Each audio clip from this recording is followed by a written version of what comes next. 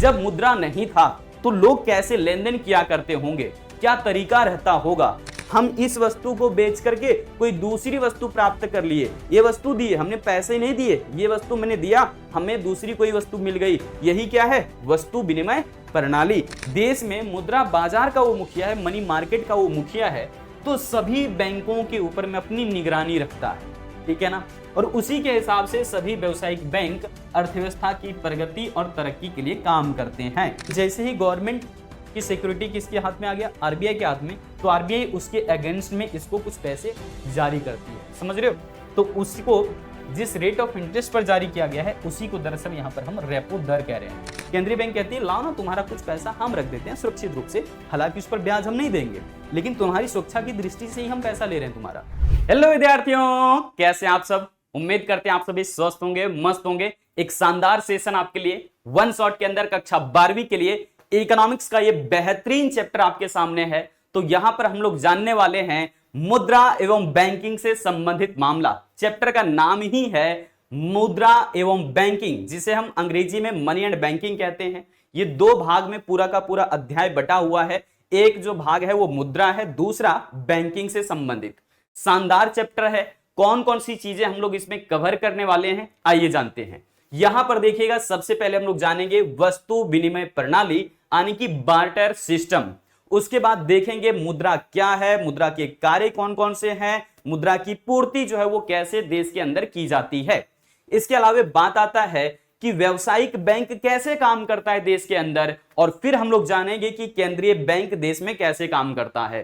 केंद्रीय बैंक का मुख्य कार्य के ऊपर विशेष रूप से हम लोग ध्यान भी देंगे। सो यहां पर देख लीजिए, केंद्रीय बैंक और व्यावसायिक बैंक के बीच अंतर भी जानना है, जिससे कंसेप्ट बिल्कुल क्लियर हो जाए। और यहां पर हम लोग जानेंगे केंद्रीय बैंक की साख जो नियंत्रण विधियां हैं, इस पर भी हम लोग डिटेल में बात करने वाले हैं। बहुत शानदार सेशन है। मेरा नाम है छोटू कुमार, आप मुझे प्यार से छोटू सर कह सकते हैं। कक्षा 12वीं के लिए यह आपका वन शॉट होने वाला है, तो बहुत बेहतरीन, शानदार और जबरदस्त चैप्टर, पूरे के पूरे अंक देकर के जाता है आपको परीक्षा के लिए। सो यहां से पूरी चीजें आप ध्यानपूर्वक एक एक चीजें बिल्कुल विस्तार से जरूर समझ लीजिएगा। सो सबसे पहले करते हैं यहां पर शुरुआत, जहां पर हम लोग करेंगे बात किस चीज की, भाई वस्तु विनिमय प्रणाली। भाई सोच करके देखो, जब मुद्रा नहीं था तो लोग कैसे लेन देन किया करते होंगे, क्या तरीका रहता होगा। तो यहां पर हम सीधे सीधे कह लें कि एक ऐसी प्रणाली या फिर एक ऐसी व्यवस्था जहां पर एक वस्तु को बेच करके दूसरी वस्तु को प्राप्त किया जाता है, यानी कि यहां पर मुद्रा का अस्तित्व है ही नहीं। सो समझिए क्या है परिभाषा। कह रहे हैं जब किसी एक वस्तु या सेवा के बदले में प्रत्यक्ष रूप से दूसरी वस्तु या सेवा का लेन देन होता है, एक्सचेंज होता है वस्तुओं का वस्तुओं से ही, मुद्रा का अस्तित्व है ही नहीं, तो इसी को हम लोग क्या कहेंगे, वस्तु विनिमय प्रणाली, अंग्रेजी में कहते हैं बार्टर सिस्टम। ये बार्टर सिस्टम आपको समझ में आ गया। इसको जो है हम लोग इस तरीके से भी कह सकते हैं, मान लीजिए कि इस व्यक्ति के पास है फल और इस व्यक्ति के पास देख सकते हो क्या है ना, तो मुर्गा है। भाई आपस में ये लोग लेन देन कर सकते हैं, ठीक है। अगर ये एक दूसरे की वस्तु लेने के लिए तैयार है, ये व्यक्ति दूसरे व्यक्ति को देने के लिए तैयार है, लेन देन संभव है। यहां पर वो वाली बात आ गई ना, जूते लो पैसे दो, लेकिन नहीं, जूते लो बैग दो, यहां पर बात आ रहा है। सो यहां पर भी देखिए, अगर दो व्यक्ति आपस में इस तरीके से लेन देन करने के लिए तैयार हैं कि भाई मेरे पास एक जोड़ी जूते है, वो आप ले लो और उसके बदले में मुझे बैग दे दो, तो जब दोनों व्यक्ति एक दूसरे की वस्तु लेने के लिए तैयार हैं, अपनी जरूरत की वस्तु से जो है यहां पर क्या कर रहे हैं, लेन देन कर रहे हैं। जैसे कि इस व्यक्ति को जरूरत है जूते का, लेकिन है तो इसके पास, तो ये क्या करेगा, इसे दे देगा। और इस व्यक्ति को चाहिए क्या, इस व्यक्ति को चाहिए बैग, तो लीजिए बैग इसके पास आ रहा है। तो इसका मतलब क्या है, दोनों आपस में प्रत्यक्ष रूप से लेन देन कर रहे हैं, एक वस्तु का दूसरी वस्तु से, यानी कि एक वस्तु मुद्रा के तौर पर काम कर रहा है, तो दूसरी वस्तु सिर्फ वस्तु के रूप में है। तो यहां पर मुद्रा का अस्तित्व वास्तव में है ही नहीं, तो ऐसी प्रणाली यहां पर चल रही है। अब यहां पर भी देख सकते हैं, संतरे के बदले में जो है वो केला प्राप्त करने की आशा रख रहा है। तो यहां पर एक दूसरे से इस प्रकार से अगर लेन देन कर लें कि इसने जो है वो संतरा इसे दे दिया और ये जो केला इस व्यक्ति को मिल गया, आपस में इस तरीके से जो लेन देन हो रहा है, यही तो क्या है, वस्तु विनिमय प्रणाली। हम इस वस्तु को बेच करके कोई दूसरी वस्तु प्राप्त कर लिए। ये वस्तु दी है, हमने पैसे नहीं दिए, ये वस्तु मैंने दिया, हमें दूसरी कोई वस्तु मिल गई, यही क्या है, वस्तु विनिमय प्रणाली। चलिए भाई, आपने जो है ना गांव में क्या देखा होगा कि हम लोग जो है वो पुराने जो टूटे फूटे लोहा का सामान होता है वो अगर हम कबाड़ी वाले को दे देते हैं, बदले में कुछ खाने पीने की वस्तुएं दे दिया करता है। तो यहां पर भी वो क्या है, वस्तु विनिमय प्रणाली है। ठीक है, तो ये चीजें आपको समझ आ गई होगी। अब हम लोग चलते हैं यहां पर, जब यहां बात आता है वस्तु विनिमय प्रणाली का, तो इसको डिटेल में और भी जानना तो बनता है। हमने आपको क्या कहा कि इस प्रणाली में मुद्रा का इस्तेमाल नहीं किया जाता है। सर आपने कहा चैप्टर का नाम है मुद्रा एवं बैंकिंग, और पहले से शुरुआत कर दिए कि यहां पर मुद्रा का प्रयोग नहीं होता है। तो भाई बहुत ही शानदार चैप्टर है। पहले ये तो जानो कि हमने जो है ना इससे पहले जो है क्या किया कि किस प्रकार से लोग लेन देन किया करते थे, किस प्रकार से लेन देन किया करते थे जब मुद्रा का अस्तित्व नहीं था। तो वो वाली व्यवस्था की यहां पर बात हो गई। अब सोच करके देखिए कि कौन कौन सी कठिनाई रहता होगा इस विनिमय प्रणाली में। कुछ ना कुछ दोष तो होंगे, ठीक है, कुछ कुछ गुण भी होगा यहां पर, स्वाभाविक है। लेकिन यहां पर हम लोग दोषों के ऊपर चर्चा करेंगे, क्योंकि आपके पूरे के पूरे सिलेबस में एक ही चीज मेंशन कर रखा है कि वस्तु विनिमय प्रणाली क्या है और इनकी कौन कौन सी कठिनाइयां हैं। तो आइए उन कठिनाइयों पर चर्चा करते हैं। सबसे पहले यहां पर देख लीजिए लिस्ट वाइज, आप कह रहे हैं कि दोहरे संयोग का अभाव। दो व्यक्ति ऐसे होने चाहिए ना जो आपस में लेन देन करने के लिए बिल्कुल तैयार हों, लेकिन ऐसे व्यक्ति ज्यादातर मिलते ही नहीं थे और बहुत देर बाद मिलते थे। यानी कि यहां पर मान लो कि एक व्यक्ति का नाम है अनिल और दूसरे का नाम है विनोद। अब देखिए इन दोनों के पास जो है ना जरूरतें किस प्रकार से है, इसे आवश्यकता है, हमने लिख दिया इसे आवश्यकता है। ठीक है, आवश्यकता है, आवश्यकता है, थोड़ा सा इसे आवश्यकता किस चीज की है, तो हम कह रहे हैं इसे आवश्यकता है, हमने कहा किताब की आवश्यकता है। ठीक है ना, किसकी आवश्यकता है, किताब की।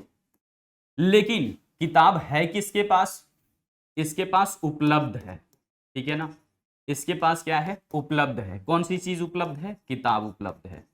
अब यहां पर देखना इसे आवश्यकता भी होगा किसी ना किसी चीज का, तो हमने लिख दिया यहां पर आवश्यकता किस चीज की है, मान लीजिए कपड़े की आवश्यकता है, कपड़ा चाहिए इसको।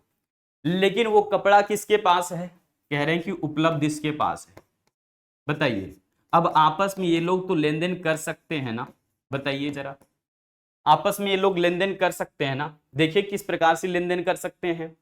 इसके पास, अनिल के पास किताब उपलब्ध है, ठीक है ना, और किताब चाहिए किसे, देखिए आवश्यकता किसे है, बी को, यानी कि विनोद को। तो ये आसानी से यहां पर लेन देन संभव है। इसी प्रकार से यहां पर देखेंगे ये व्यक्ति को जरूरत क्या है, कपड़े का, लेकिन उपलब्ध किसके पास है, कपड़ा विनोद के पास है। तो ये इसको दे करके अपनी जरूरतें ये पूरा कर सकता है। मतलब दोनों व्यक्ति आपस में लेन देन कर सकते हैं, लेकिन प्रत्यक्ष रूप से इस तरह के व्यक्ति मिलते ही नहीं थे। ज्यादातर संभावना यही होती थी। जैसे मान करके चलिए एक तीसरा व्यक्ति हम यहां पर ले लें, जिसके पास है ना आवश्यकता मान लो किस चीज की है, आवश्यकता हमने कह दिया यहां पर इसे चाहिए घर। ठीक है, अब समझो इसे रहने के लिए घर चाहिए, मकान चाहिए, और इसके पास उपलब्ध क्या है, किससे चुकाया जा सकता है, इसके द्वारा। तो ये चुकाना चाहता है उसके बदले में क्या, तो इसके पास है अनाज। बताओ अगर हम यहां पर कह दें कि चलो भाई ये व्यक्ति का अस्तित्व हम यहां पर नहीं रखते हैं, ठीक है, या फिर रहने दीजिए कोई नहीं, हम उसको भी रिलेट कर लेंगे। तो यहां पर हमने क्या कहा, देखो भाई जरा संबंधित इसको बना करके देखिए, क्या ये और सी का आपस में किसी भी प्रकार से लेन देन संभव है, बिल्कुल नहीं है, क्योंकि इसके पास उपलब्ध है अनाज, जो कि किसी को नहीं चाहिए। किसी की आवश्यकता है अनाज, देखिए किसी की आवश्यकता नहीं है। इसको चाहिए क्या, इसी व्यक्ति को चाहिए घर, लेकिन क्या किसी के पास घर है, नहीं है। समझ रहे हैं, तो यहां पर ऐसी जो है ना दोहरे संयोग का अभाव हो जाया करता था। यानी कि वैसे लोग बहुत कम मिलते थे जो आपस में वस्तुओं को लेन देन करने के लिए बिल्कुल तैयार हो। क्लियर हो गया। अब देखिए दूसरा समस्या क्या था, दूसरी समस्या है क्या, मूल्य मापक का अभाव। कैसे मापा जा सकता है कि कितने जो है ना कपड़े देने के बाद कितनी किताबें मिल जाएगी, कोई जो है यहां पर कोई इकाई है ही नहीं। अब हम लोगों को मुद्रा के माध्यम से वो चीजें पता चल रहा है ना कि एक किताब का दाम इतना है तो उसके बदले में इतना जो है चीजें ये मिल जाएगा, अब पता चल पा रहा है। लेकिन सोच करके देखिए, वस्तु विनिमय प्रणाली में मूल्य को मापने के लिए कोई ऐसी इकाई नहीं था, यानी कि मूल्य मापक का अभाव हुआ करता था। कितनी हम बकरियां दें तो उसके बदले में कितने गाय हमें मिलेगा, कोई गारंटी नहीं है, कोई मापक इसकी थी ही नहीं। अब बात कर रहे हैं कि मूल्य संचय का अभाव। अगर मान लो कि हमने बहुत सारे वस्तु में कमा लिया, क्योंकि वस्तु विनिमय प्रणाली है, पैसा नहीं मिलेगा वस्तु ही मिलेगा। अब हमने खूब सारा वस्तु कमा लिया, अब उस वस्तु को हम रखेंगे कहां? रखने के लिए ज्यादा जगह की भी जरूरत पड़ती है, या फिर कह लीजिए कि अगर वस्तुओं के तौर पर आपको सारी चीजें मिली है तो आप उसको कितने दिन तक सुरक्षित रख सकते हो? कुछ ही दिन में वो सड़ जाएगा, गल जाएगा, खराब हो जाएगा। तो ऐसी संभावना रहती थी कहां पर, ऐसी जो है वो समस्या या फिर ऐसी कठिनाइयां रहती थी वस्तु विनिमय प्रणाली में। तो मूल्य को संचय लंबे समय तक नहीं किया जा सकता। आज मान लो कि ताजा आपने टमाटर रखा है ना, बक्से में, देखो उठा करके अगले दिन, अगले 5 दिन बाद, 7 दिन बाद, 15 दिन बाद, 20 दिन बाद, 1 महीने बाद खराब हो जाएगा। लेकिन आज आप बक्से में नोट रख दो, नोट की गड्डी रख दो, वो जो है 5 साल बाद खोलो वैसा ही रहता है, कोई दिक्कत नहीं आती। लेकिन यहां पर क्या कह रहे हैं कि यहां पर मूल्य संचय का अभाव है, या तो रखने के लिए ज्यादा जगह चाहिए, या फिर कह लीजिए कि वस्तुओं के तौर पर आप लंबे समय तक संचय मूल्य को नहीं कर सकते, कुछ ही दिन में वो खराब हो जाता है। तो ये एक समस्या था वहां पर। अब कह रहे हैं कि संपत्ति के हस्तांतरण का अभाव, मूल्य को ट्रांसफर एक जगह से दूसरे जगह तक आसानी से नहीं किया जा सकता था। लेकिन अब जो है गूगल पे, फोन पे, एटीएम, ये सब जो पेटीएम वगैरह आ चुका है, इसने सारे काम को आसान कर दिया है, ठीक है ना। एटीएम से कैश निकालिए, दूसरे व्यक्ति को थमा दीजिए, आसानी से निकल जाते हैं पैसे। सोच कर ये देखिए, उस समय एक जगह से संपत्ति को दूसरे जगह तक ट्रांसफर करना हो कितना मुश्किल बात है। वस्तुओं के तौर पर एक जगह से दूसरी जगह भेजना बड़ा मुश्किल है, कई बार असंभव भी कार्य होता था। लेकिन अब ऐसा नहीं है, हम अपनी अचल संपत्ति को भी बेच करके आज पैसा प्राप्त करते हैं और उसी पैसे से हम दूसरे जगह मकान खरीद लेते हैं। अब ये संभव हुआ, पहले ऐसा नहीं था। यानी कि यहां पर समझ सकते हैं मूल्य के जो है ना हस्तांतरण का अभाव हुआ करता था, लेकिन आज आसानी से हम लोग मूल्य को एक वस्तु से दूसरी वस्तु के रूप में कन्वर्ट कर पा रहे हैं, अपना जो पैसा है वो दूसरे के अकाउंट में आसानी से भेज पा रहे हैं, सब कुछ आसान हो गया है। अब बात कर रहे हैं कि भविष्य में भुगतान करने की समस्या। अगर मान लो किसी से आपने लोन ले रखा है वस्तुओं के तौर पर ही, और छोटे छोटे यानी कि इंस्टॉलमेंट में करके उसे चुकाना है, कितनी बड़ी मुश्किल हुआ करती होगी उस समय, आप सोच सकते हैं। ये भी पता नहीं होता है कि हमने कितना चुकाया, कितना चुकाना बाकी है, क्योंकि मूल्य मापक की कोई यहाँ पर निश्चित इकाई थी ही नहीं। समझ पा रहे? तो ये सारी समस्या जो है कहां पर था, वस्तु विनिमय प्रणाली के अंतर्गत। अब बात आता है सर मुद्रा है क्या, है ना। मुद्रा हम लोग कहते किसको है, तो देखिए मुद्रा यहां पर सीधे सीधे हार्टले विदर्स के अनुसार अगर देखेंगे तो हार्टले विदर्स का परिभाषा जरूर एग्जाम में पूछा जाता है, नोट कर लीजिए। इन्होंने कहा क्या है कि मुद्रा वह है जो मुद्रा का कार्य करती है, यानी कि वो तमाम चीजों को, उन सभी वस्तुओं को हम लोग मुद्रा ही कहते हैं जो मुद्रा की तरह कार्य करती हैं। ये किनका कहना है, हार्टले विदर्स का।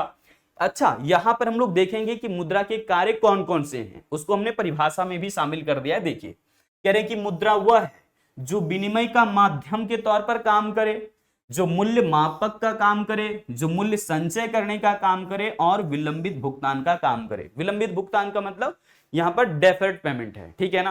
यानी कि यहां पर आप समझ गए कि मुद्रा के मुख्य मुख्य कार्य यही सब सारे हैं। मूल्य सबसे पहले जो है ना कि मुद्रा क्या काम करता है, विनिमय का माध्यम।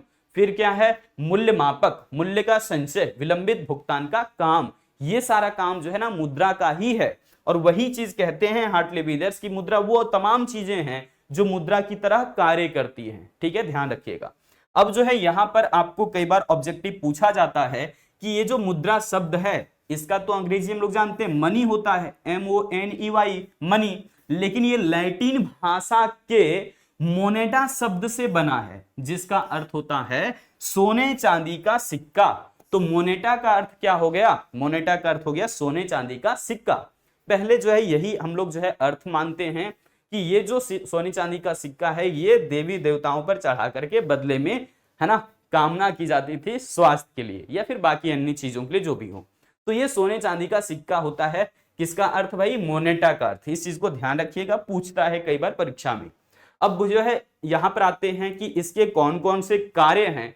तो मुद्रा के कार्यों को हम लोग 3 अलग अलग भागों में बांट करके पढ़ेंगे। सबसे पहला क्या होगा यहां पर, प्राथमिक कार्य यानी कि प्राइमरी फंक्शन।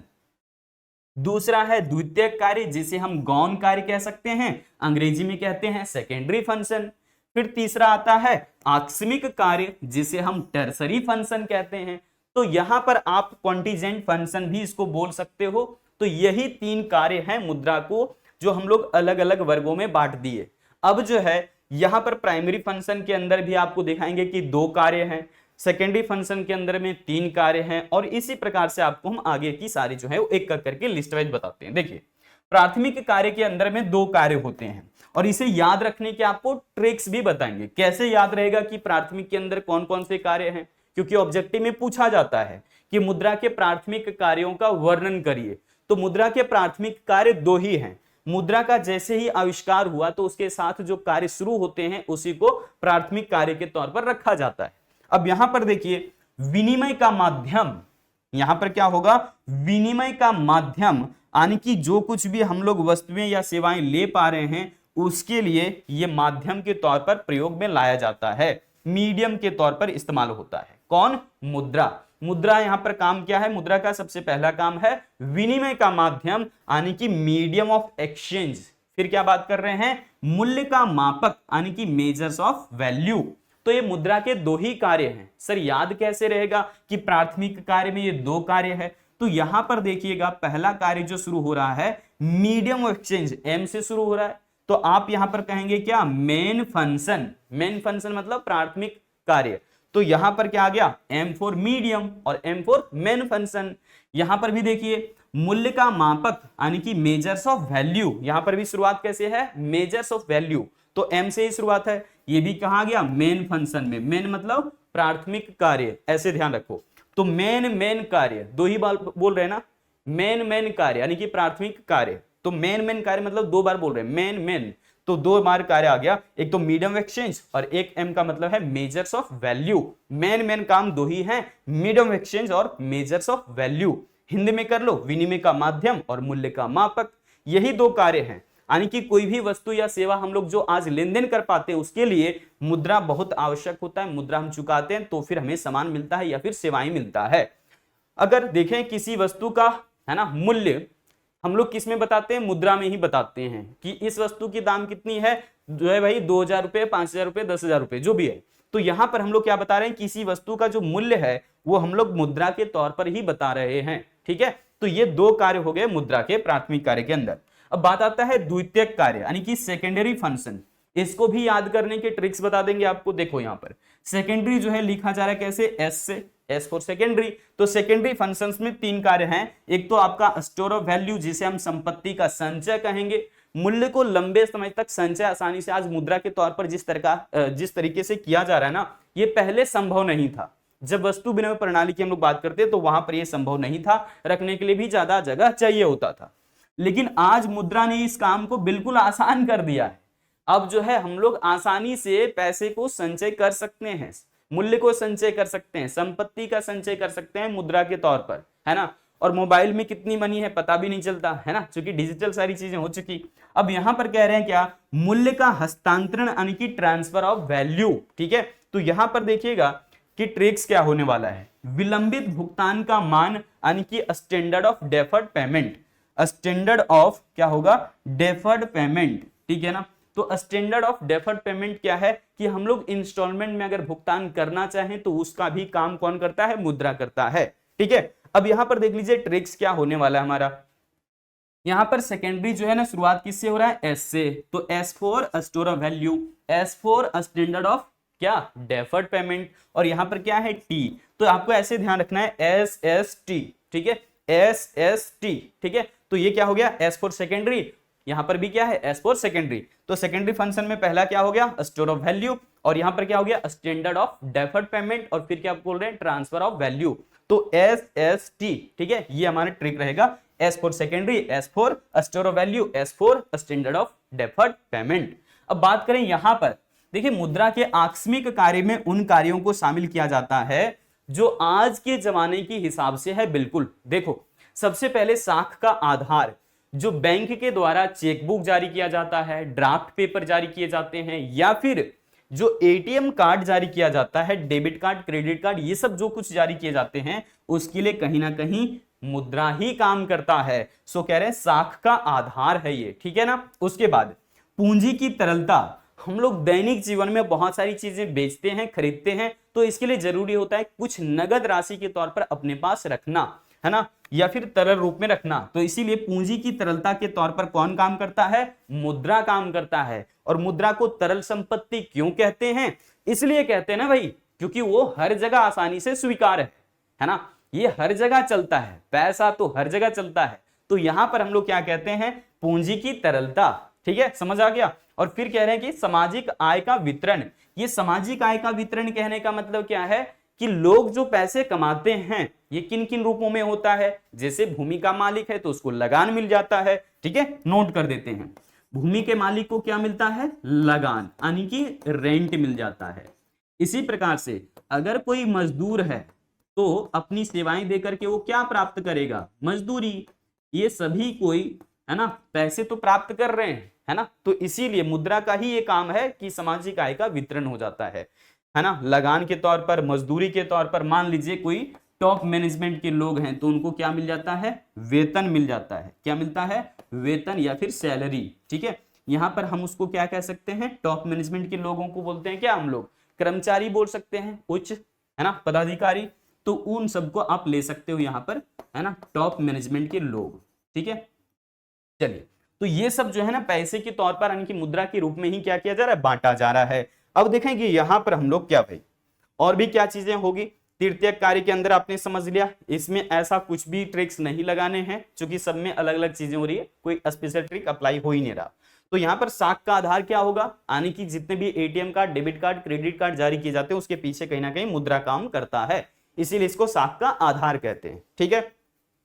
पूंजी की तरलता, हम लोग दिन प्रतिदिन की जरूरतों को पूरा करने के लिए कुछ ना कुछ अपने पास पैसा रखना चाहते हैं नगद के रूप में।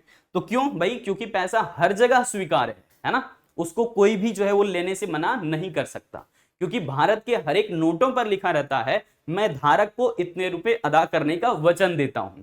और उसके नीचे देखेंगे तो रिजर्व बैंक के गवर्नर का सिग्नेचर रहता है, होता है या नहीं। तो यहां पर हम लोग सीधे तौर पर कह सकते हैं कि मुद्रा भाई हर जगह स्वीकार है, इसीलिए इसको तरल संपत्ति कहते हैं। और सामाजिक आय का वितरण कहने का मतलब क्या होता है कि रेंट या फिर लगान के तौर पर पैसा बांटना, है ना, मजदूरी यानी कि वेजेस के तौर पर पैसा बांटना, है ना, इसी प्रकार से सैलरी के तौर पर पैसा बांटना, फिर जो है प्रॉफिट के तौर पर पैसा बांटना। तो ये सब सारी चीजें आपने समझ लिया है कि कैसे लोगों के बीच में आमदनी का जो है यहाँ पर यानी कि मुद्रा का जो है वितरण हो रहा है, सीधे तौर पर कहो। चलिए भाई, अब हम लोग ये समझ ले कि मुद्रा का असल में जो है ना ये सब जो कार्य हम लोग देख रहे हैं, है ना, वो असल में है क्या। हमने कह दिया आपको साख का आधार कहने का मतलब कि वर्तमान समय में बड़े पैमाने पर चेक, ड्राफ्ट, एटीएम कार्ड ये सब जारी किए जाते हैं, जिसका आधार क्या है? मुद्रा है, ठीक है। अगला देखिए, पूंजी की तरलता, कह रहे हैं दिन प्रतिदिन की जरूरतों को पूरा करने के लिए संपत्ति को नगद रूप में, कैश के रूप में रखना होता है, जो मुद्रा से ही संभव है। हम लोग वस्तुओं के तौर पर नहीं रख रहे हैं, क्या कर रहे हैं? मुद्रा के तौर पर ये रख रहे हैं। और मुद्रा को आसानी से स्वीकार भी किया जाता है हर जगह, है ना, कोई मना तक नहीं कर सकता, क्योंकि मैंने कहा भारत के हर एक नोटों पर ये लिखा रहता है, 1 रुपए के नोट को लेकिन छोड़ करके हर एक नोट पर ये लिखा रहता है कि मैं धारक को इतने रुपए अदा करने का वचन देता हूं, पे करने का या फिर भुगतान करने का वचन देता हूं, कि वो हर जगह स्वीकार्य होगा, ठीक है ना। अब इसी वजह से इसको हम तरल संपत्ति कहते हैं, इसलिए मुद्रा को क्या कहते हैं? तरल संपत्ति या फिर लिक्विड एसेट कहा जाता है। क्लियर हो गया?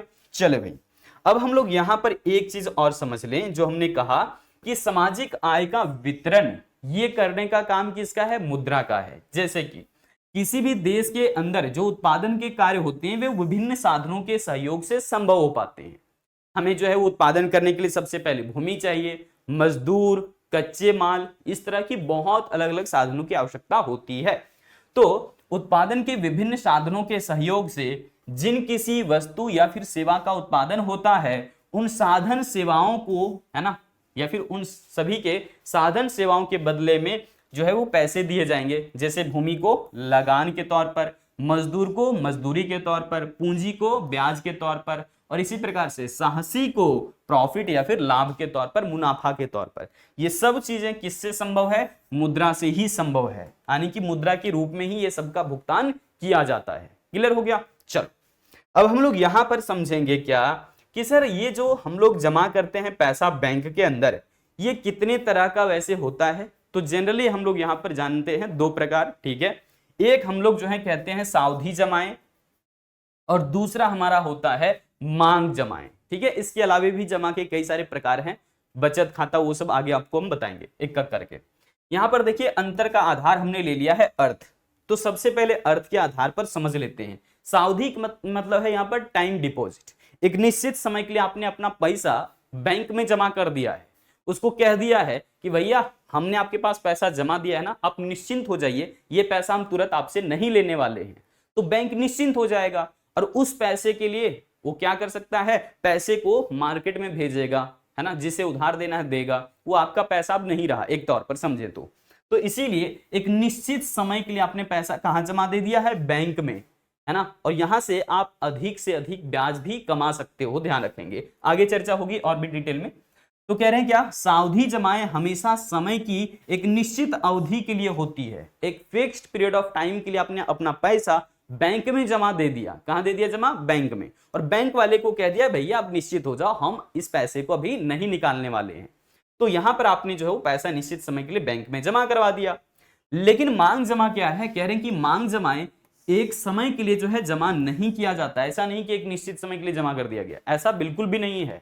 हम उस पैसे को चाहे जब भी निकाल सकते हैं, ठीक है, जब मन करे, जब जरूरत हो तब हम निकाल सकते हैं। इसीलिए इसको कह रहे हैं मांग जमाएं, यानी कि जमा तो किया गया है लेकिन कभी भी उसकी मांग की जा सकती है। जिस व्यक्ति ने पैसा जमा करा है, जिस व्यक्ति ने पैसा जमा करा, वो कभी भी वो चूंकि निकाल सकता है, इसीलिए इस तरह के जमा पर रेट ऑफ इंटरेस्ट बहुत कम या फिर न के बराबर होता है। क्लियर सी बात है? चलिए अब यहां पर अगर निश्चित समय के लिए जमा कर दिया जा चुका है तो क्या इसकी निकास संभव है बीच में या नहीं? देखिए इसके अलग अलग कंडीशंस हो सकते हैं।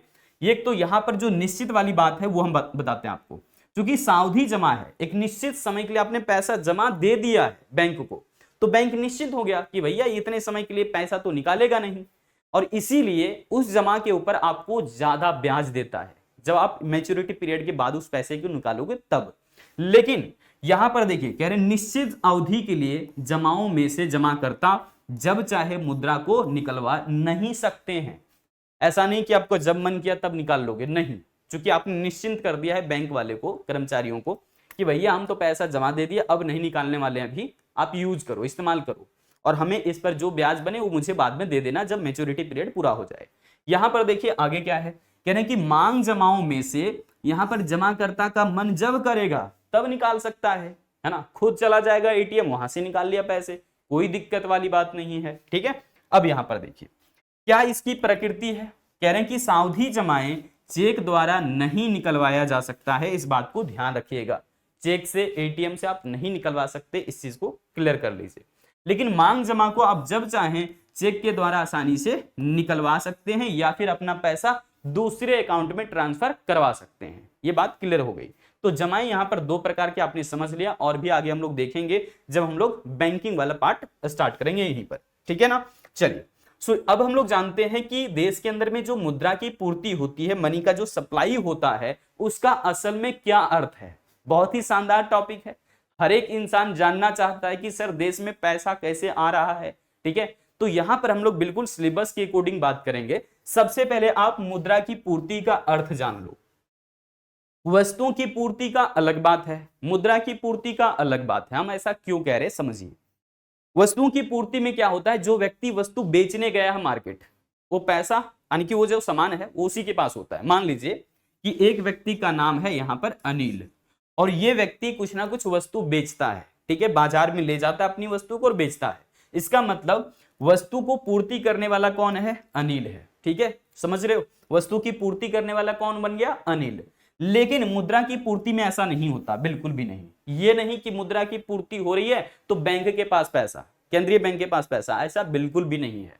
यहां पर मुद्रा की पूर्ति का मतलब है कि एक निश्चित समय अवधि तक, ठीक है, पूरे एक निश्चित समय अवधि तक या फिर एक निश्चित समय पर पूरा पैसा देश में कितना चलन में है। समझिए क्या कह रहे हैं कि एक अर्थव्यवस्था में एक निश्चित समय पर जनता के पास, बैंक के पास नहीं, जनता के पास उपलब्ध मुद्रा के स्टॉक को हम क्या कहेंगे, मुद्रा की पूर्ति कहेंगे। यानी कि यहाँ पर मुद्रा की जो पूर्ति है वो असल में किसके पास है, पैसा जनता के पास है, और ये पैसा क्या होगा, चलन में होगा, पूरी अर्थव्यवस्था में घूम रहा होगा, और एक निश्चित समय पर बात कर रहे हैं, ठीक है ना। सो ये स्टॉक का कंसेप्ट है, तो आगे लिखा भी गया है मुद्रा के स्टॉक।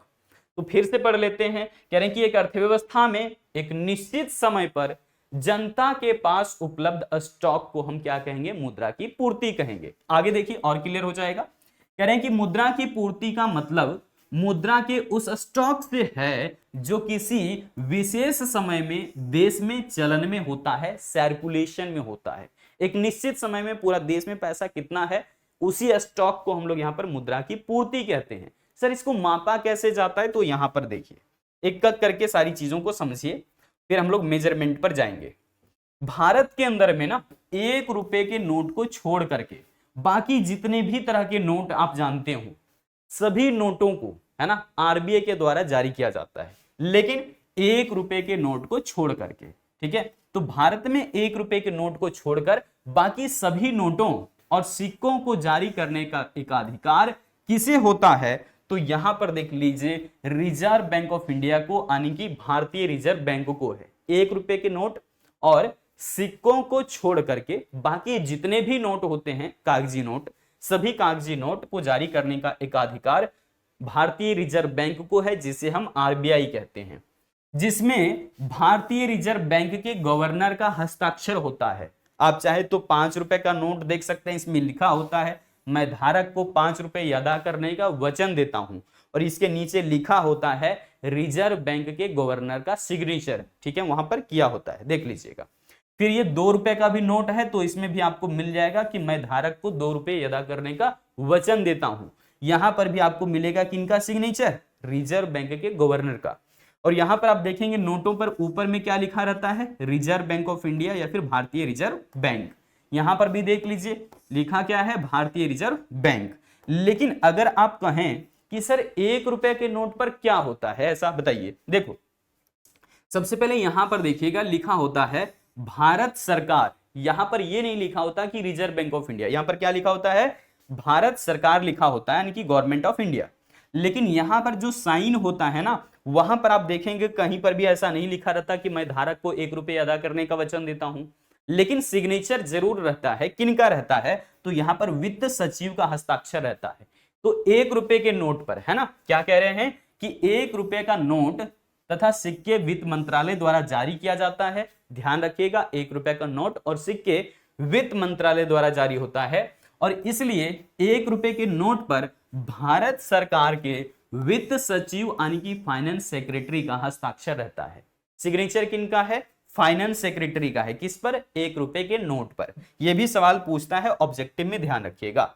यह सवाल करता है कि 1 रुपए के नोट पर किसका हस्ताक्षर होता है, किसका सिग्नेचर होता है, तो वित्त सचिव का रहता है।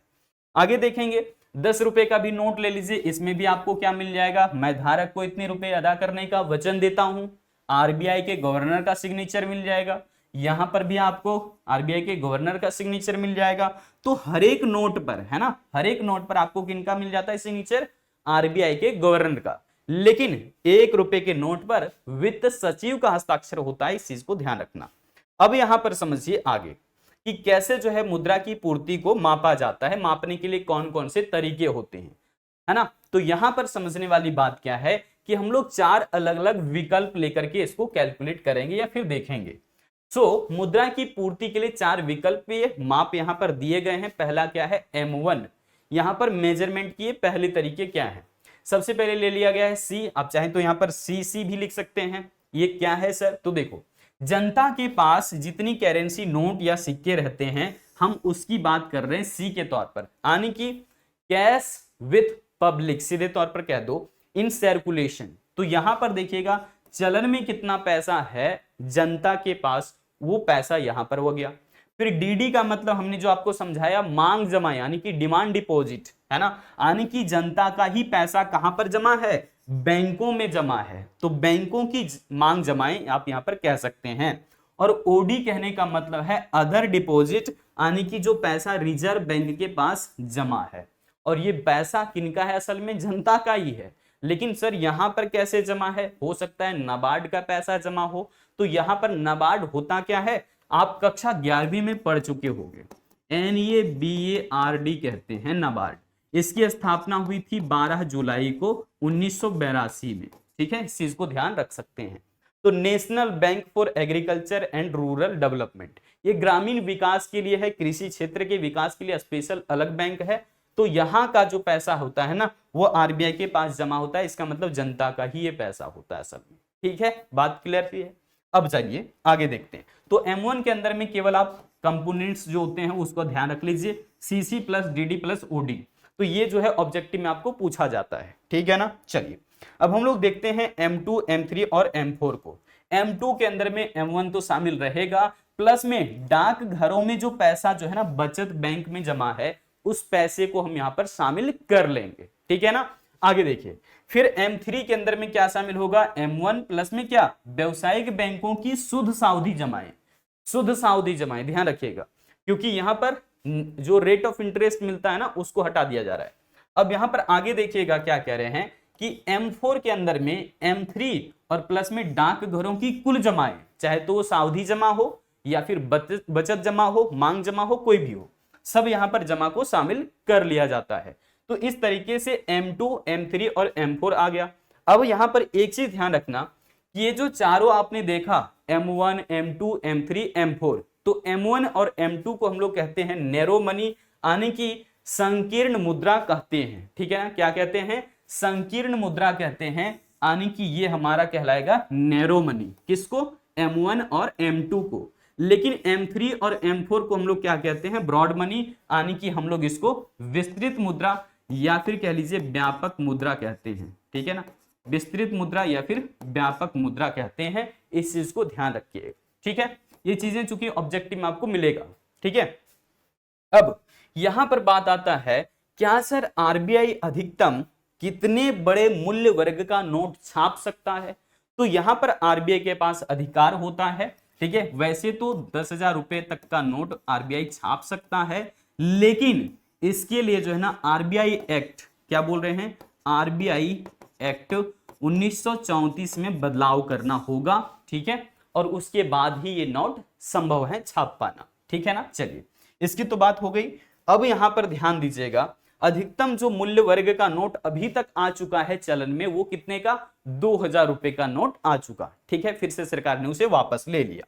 अब यहां पर हम लोग देखेंगे बैंक असल में होता क्या है, बैंक के कितने प्रकार हैं, और बैंक के जो कार्य हैं उस पर बात करेंगे, ठीक है। तो बैंक असल में क्या है, एक वित्तीय संस्था है, मतलब पैसा लेन देन करने वाला घर है समझो।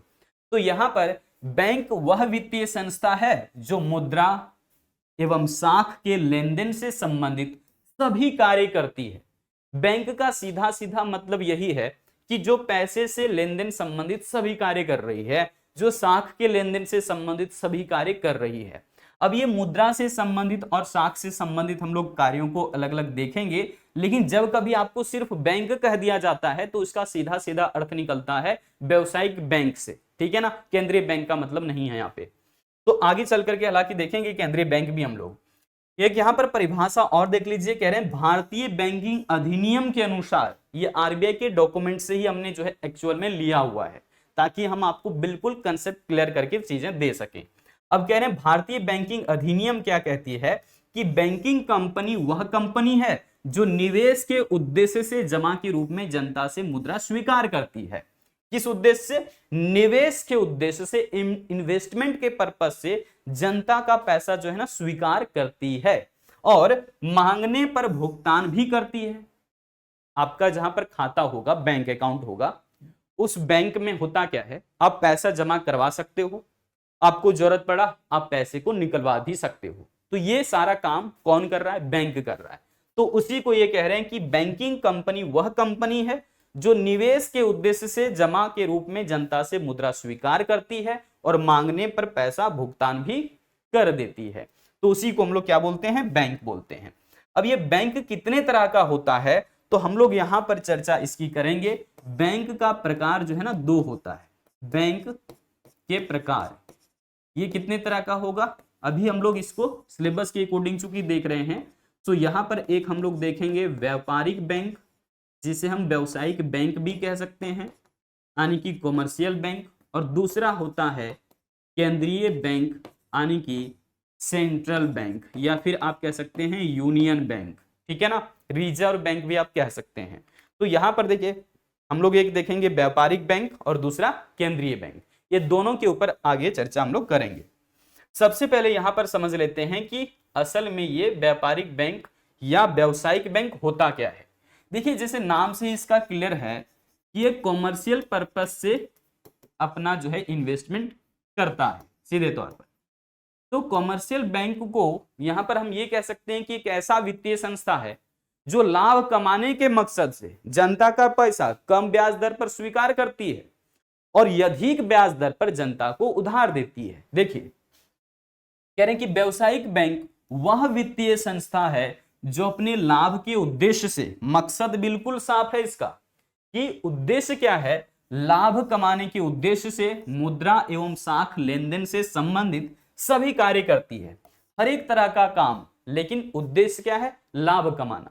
चाहे तो मुद्रा का लेन देन हो, साख यानी कि चेकबुक वगैरह का लेन देन हो, ठीक है, किसी भी तरह का, लेकिन मकसद क्या है इसका, लाभ कमाना, प्रॉफिट कमाना, ठीक है ना। आगे देखिए कह रहे हैं कि व्यावसायिक बैंक जनता से कम ब्याज दर पर जमा स्वीकार करती है और अधिक ब्याज दर पर ऋण देती है, जिससे कि उसे लाभ प्राप्त होता है। समझ पा रहे हैं, बैंक का काम ही यही है, जब आप पैसा जमा करने जाते हो आपको कम वो ब्याज देगा आपके जमा पर, लेकिन जब आपको कभी जरूरत पड़ जाता है, उधार लेने की आवश्यकता पड़ जाती है ना, और जब आप उधार लेने गए, पूरी एक तो छानबीन करता है ना, कितनी आमदनी आपकी हो जाती है, मंथली इनकम कितनी है आपकी, है ना, आपके परिवार में बच्चे कितने हैं, है ना, तो पूरे की पूरी जानकारी वो लेकर के आपको पैसे थमाते हैं या फिर ऋण देते हैं, लोन देते हैं। आपका उद्देश्य भी पूछ लेते हैं कि किस मकसद, किस उद्देश्य के साथ आप लोन ले रहे हो, सारी चीजें ये इंक्वायरी करने के बाद आपको पैसा मिलता भी है तो उस पर हाई रेट ऑफ इंटरेस्ट वो वसूलता है। समझ पा रहे, ब्याज अधिक वसूलता है। लेकिन जब आप अपना पैसा बैंक में जमा करते हैं ना, तो उस वक्त सीधे तौर पर आपको पैसा जो है वो ब्याज के रूप में कम प्राप्त होता है। सोचिए जरा, तो इसी बीच में बैंक यहां पर लाभ कमा रहा है। हालांकि लाभ कमाने की कई सारे अन्य जो है इसके सेवाएं हैं, वो यहां पर बताएंगे आपको। देखिए एक छोटी सी बात ध्यान रखना कि भारत में जब चौथी पंचवर्षीय योजना चल रही थी, यानी कि 1969 से 74 तक की अगर बात करें, तो शुरुआत में ही, योजना की शुरुआत में ही 19 जुलाई 1969 में 14 बड़े व्यावसायिक बैंकों का राष्ट्रीयकरण किया गया है, ठीक है ना। तो 14 बड़े व्यावसायिक बैंकों का राष्ट्रीयकरण कब किया गया था, 1969 में, यानी कि वर्ष 1969 में। कितने बड़े बैंकों का, 14 बड़े व्यापारिक बैंक या व्यावसायिक बैंकों का राष्ट्रीयकरण, ठीक है ना। और एक बार फिर से वर्ष 1980 में 6 अन्य बैंकों का राष्ट्रीयकरण, यानी कि नेशनलाइजेशन कर दिया गया। तो इस चीज को ध्यान रखिएगा कि 1969 में कितने बैंकों का राष्ट्रीयकरण हुआ था, 14 बैंकों का, और 1980 में कितने बैंकों का हुआ था, तो 6 बैंकों का हुआ था। इस चीज को क्लियर कर लीजिए, ऑब्जेक्टिव में पूछता है, ठीक है ना। चलो अब बात आता है कि सर व्यावसायिक बैंक के कौन कौन से काम है ना, तभी तो हम जान पाएंगे सर कि हमें अपना पैसा जो है बैंक में जमा रखना चाहिए या नहीं रखना चाहिए। यही बात है। देखो, अर्थव्यवस्था की तरक्की के लिए और अपने जो है ना लाभ के लिए, असल में समझें तो जनता को कई तरह की सुविधाएं ये प्रदान करता है। क्योंकि व्यावसायिक बैंक की बात कर रहे हैं, तो अर्थव्यवस्था की तरक्की या प्रगति के लिए पहली बात तो ये है, ये काम क्यों करता है ये भी आपको हम बताएंगे, है ना। हालांकि इसका मकसद होता है सीधे तौर पर लाभ कमाना, लेकिन यहां पर अर्थव्यवस्था की प्रगति और तरक्की के लिए भी ये काम करता है। क्यों करता है बताएंगे आपको। लेकिन जनता को कई तरह की सुविधाएं भी ये प्रदान करता है। इन सुविधाओं पर आपको अभी डिटेल में बताने वाले हैं। सबसे पहले ये समझिए कि अर्थव्यवस्था की तरक्की के लिए कैसे काम करता है। देखो, जितने भी व्यावसायिक बैंक देश के अंदर में हैं, उन सभी बैंकों का बैंक है केंद्रीय बैंक, जिसे हम भारत के लिए रिजर्व बैंक ऑफ इंडिया कह सकते हैं, जिसकी स्थापना 1935 को हुई थी 1 अप्रैल में। अब यहां पर कह रहे हैं कि 1 अप्रैल 1935 को जब आरबीआई का स्थापना हुआ और वो अब देश का मुखिया है, समझो देश का क्या है, मुद्रा बाजार का मुखिया है, ऐसे कह लो ज्यादा अच्छा होगा। देश में मुद्रा बाजार का वो मुखिया है, मनी मार्केट का वो मुखिया है। तो सभी बैंकों के ऊपर में अपनी निगरानी रखता है, ठीक है ना, और उसी के हिसाब से सभी व्यवसायिक बैंक अर्थव्यवस्था की प्रगति और तरक्की के लिए काम करते हैं। अन्यथा सिर्फ और सिर्फ इनका मकसद होता है लाभ कमाना, प्रॉफिट कमाना। क्लियर हो गया? अब देखो, लेकिन ये जनता को कई अन्य सुविधाओं को जो प्रदान कर देता है ना, इसी के बदले में इसे लाभ या मुनाफा प्राप्त होता है। देखिएगा, सबसे पहला काम जो है इसका, वो हम लोग कह रहे हैं प्राथमिक कार्य, यानी कि यहां पर भी हम लोग कार्यों को 3 अलग अलग भागों में बांट करके समझेंगे। प्राथमिक कार्य यानी कि प्राइमरी फंक्शंस के अंदर में हम लोग देखते हैं कि व्यवसायिक बैंक का काम क्या होता है, जनता से पैसा जमा स्वीकार करना, और जनता को अगर आवश्यकता है तो उसे उधार देना या फिर ऋण देना। ये 2 काम शामिल हैं प्राथमिक कार्य के अंदर। क्लियर हो गया? चलो भाई, अब यहां पर क्या हमें अपना पैसा जमा रखना है या नहीं रखना है, ये फैसला कर लेना खुद ही, और किस तरह के अकाउंट आपको ओपन करवाना चाहिए ये भी बात यहां पर ध्यान देंगे। सबसे पहले जमा स्वीकार करना, यानी कि व्यवसायिक बैंक का ये पहला काम है कि ये जनता से पैसा जमा स्वीकार करती है, ठीक है ना। तो कह रहे हैं कि व्यवसायिक बैंक अपने ग्राहकों से जमा के रूप में मुद्रा स्वीकार करती है, जिस पर कि ब्याज भी देती है। ग्राहक बैंक में जमा राशि को अपनी आवश्यकता के अनुसार, अपनी सुविधा के अनुसार चाहे तो वापस भी ले सकते हैं। यानी कि जनता का ये पैसा है, आप जमा करवाए, आप निकलना चाहे पैसा निकाल सकते हैं, जमा करना चाहे जमा कर सकते हैं, ये आप ही का तो बैंक है। तो जमा करना, जनता से पैसे जमा स्वीकार करना, ये व्यवसायिक बैंक का पहला काम हो गया। लेकिन जमा करने के लिए कई तरह की सुविधाएं ये देता है, जैसे कि यहां पर देखिएगा डिमांड डिपॉजिट होता है, मतलब मांग जमाए, अपने पैसा जमा किया उसको आप कभी भी निकलवा सकते हो। इस तरह की जमा के लिए होता है क्या, आपका चालू खाता यानी कि करेंट अकाउंट होता है इसके लिए। बात आता है दूसरा बचत जमा यानी कि सेविंग डिपॉजिट। सेविंग डिपॉजिट में क्या होता है कि यहां पर आपके लिए बचत खाता खुलता है। आम जो जनता है उसका जो खाता होता है वो बचत खाता ही होता है, और उनके जो जमा है वो सेविंग डिपॉजिट ही कहलाती है। इस पर कुछ ना कुछ रेट ऑफ इंटरेस्ट आपको मिल जाता है, ठीक है ना, आपकी जमा राशि पर कुछ ना कुछ आपको रेट ऑफ इंटरेस्ट भी मिल जाता है। लेकिन एक बात आता है सावधि जमाएं। ये क्या होता है, फिक्स डिपॉजिट, या फिर इसको कह लीजिए सावधि जमा को आप कह सकते हैं सीधे तौर पर टाइम डिपॉजिट, या फिर यहां पर एक निश्चित समय के लिए कह लो कि पैसा आपने बैंक में जमा दे दिया है। अब उस मैच्योरिटी पीरियड से पहले आप पैसा नहीं निकलवा सकते, अगर पहले निकलवा रहे हैं तो कुछ ना कुछ आपके चार्जेस कट जाएंगे, ठीक है ना। तो ये सावधि जमा है, फिक्स डिपॉजिट है, जिसको आप शॉर्ट में एफडी कहते हैं। क्या बोलते हैं? एफडी। तो ये एक निश्चित समय के लिए पैसा अगर आपने बैंक में जमा दे दिया है, तो अगर उस बैंक से मैच्योरिटी पीरियड पूरा होने के बाद पैसा निकालते हैं तो आपको हाई रेट ऑफ इंटरेस्ट के साथ वो पैसा मिलता है, ठीक है, ध्यान रखिए। और एक जो नया टाइप का यहां पर डिपॉजिट है वो है रेकरिंग डिपॉजिट, यानी कि यहां पर थोड़े थोड़े अमाउंट, आवर्ती जमा आप इसको कह सकते हैं, थोड़े थोड़े अमाउंट, थोड़ी थोड़ी राशि कह करके धीरे धीरे करके आप जमा कर सकते हैं, और जब आपको जरूरत पड़े तो मैच्योरिटी पीरियड के बाद आप इसको निकलवा सकते हैं। लेकिन सर यहां पर रेट ऑफ इंटरेस्ट क्या होता है, तो देखिए टाइम डिपॉजिट की तुलना में थोड़ा सा यहां पर कम आपको जो है ब्याज मिलता है, लेकिन अच्छी खासी राशि मिल जाती है। क्यों भाई? क्योंकि आपने धीरे धीरे करके पैसा जमा करा है, और मैच्योरिटी पीरियड पूरा हो जाने के बाद आप उसको निकलवा सकते हैं। मतलब है तो टाइम डिपॉजिट की तरह ही है ना, लेकिन आपकी जो यहाँ पर आदत है ना उसको बनाए रखने के लिए ये जो है टाइप का डिपॉजिट शुरू हुआ है। क्योंकि यहाँ पर थोड़े थोड़े अमाउंट में आप जमा करवाते हैं, 2 महीने 3 महीने के अंतराल में आप पैसे धीरे धीरे करके जमा करवाए, लेकिन उसे निकालना नहीं है, सिर्फ जमा जा रहा है। जैसे ही मैच्योरिटी पीरियड पूरा हो जाता है तो आप उस पैसे को निकलवा सकते हैं। यही दरअसल में है कि आपका रेकरिंग डिपॉजिट, फिक्स डिपॉजिट, और इसमें अंतर भी आपको समझ आ गया होगा। चलिए अब हम लोग यहां पर बात करते हैं कि सर सबसे ज्यादा रेट ऑफ इंटरेस्ट किस में मिलता है, तो वो होता है टाइम डिपॉजिट में, या फिर सावधि जमा में, या फिर फिक्स डिपॉजिट में। उसके बाद किस में होता है, रेकरिंग डिपॉजिट में होता है। उसके बाद रेट ऑफ इंटरेस्ट सबसे ज्यादा है ना, पहले तो सावधि जमा में, फिर रेकरिंग डिपॉजिट में। उसके बाद कह रहे हैं कि बचत जमा, अगर आप बचत जमा करते हैं तो यहां पर भी कुछ ना कुछ रेट ऑफ इंटरेस्ट आपको मिल जाता है। लेकिन चालू जो खाता होता है ना उसमें आपकी मांग जमाएं शामिल रहती है, तो वो आप पैसा चूंकि कभी भी निकाल लेंगे, अभी आपने जमा किया है तो इसीलिए बैंक निश्चिंत नहीं आपके पैसे को लेकर के कि आप कब पैसा निकालोगे नहीं निकालोगे, इसलिए वो आपके पैसे को छूता तक नहीं है, ऐसा मानना है उनका। तो इस वजह से आपको कोई भी यहाँ पर ब्याज की कमाई नहीं होती है, समझ गए। चलिए अब हम लोग यहाँ पर बढ़ेंगे आगे। सबसे पहले यहाँ पर देख लेते हैं कि दूसरा काम कौन सा है प्राथमिक कार्य के अंदर ही, तो ये होता है ऋण देना। जब भी अपने ग्राहकों को लोन की आवश्यकता हो जाती है तो बैंक कहता है कि भाई आप तो हमारे ग्राहक हो, आपको पैसे की आवश्यकता है, हम देते हैं ना, बस आपकी थोड़ी सी क्या करनी होगी, यहाँ पर आपको हम पूरी थोड़ी सी जांच पड़ताल कर लेते हैं, आपकी आमदनी कितनी हो पाती है मंथली की, है ना, बाकी बैकग्राउंड्स आपको पता कर लेते हैं और उसके बाद आपको ऋण दे दिया जाता है। तो व्यावसायिक बैंक जनता को ऋण देने का भी काम करती है, जिस पर व्यावसायिक बैंक क्या वसूलेगा, ब्याज वसूलेगा, सीधी सी बात है। इससे व्यावसायिक बैंक साख का सृजन करती है, क्रेडिट क्रिएशन हो रहा है इसी से, है ना।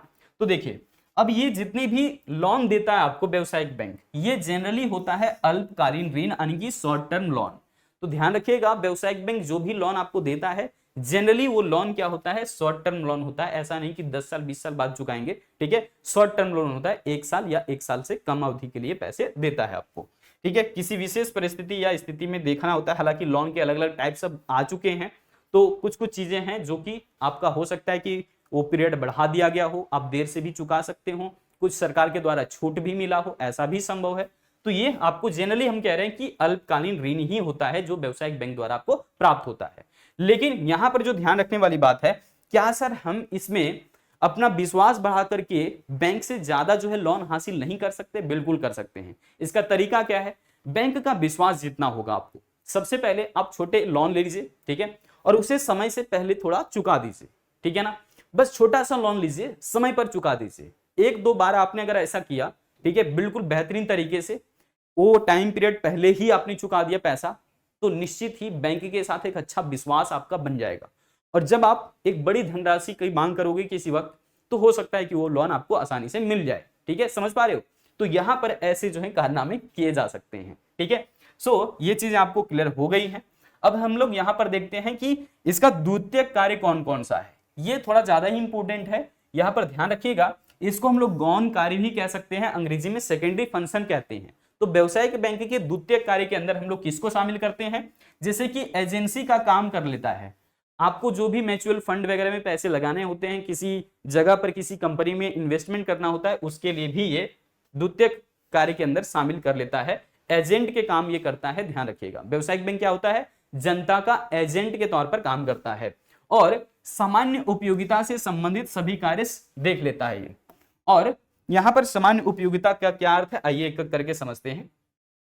सबसे पहले एजेंसी का कार्य, यानी कि व्यावसायिक बैंक सरकार और जनता के बीच में रिलेशन क्रिएट करता है, कंपनियों और जनता के बीच में, है ना, एजेंट के तौर पर काम कर लिया, जिसके लिए व्यावसायिक बैंक कुछ ना कुछ कमीशन लेगा।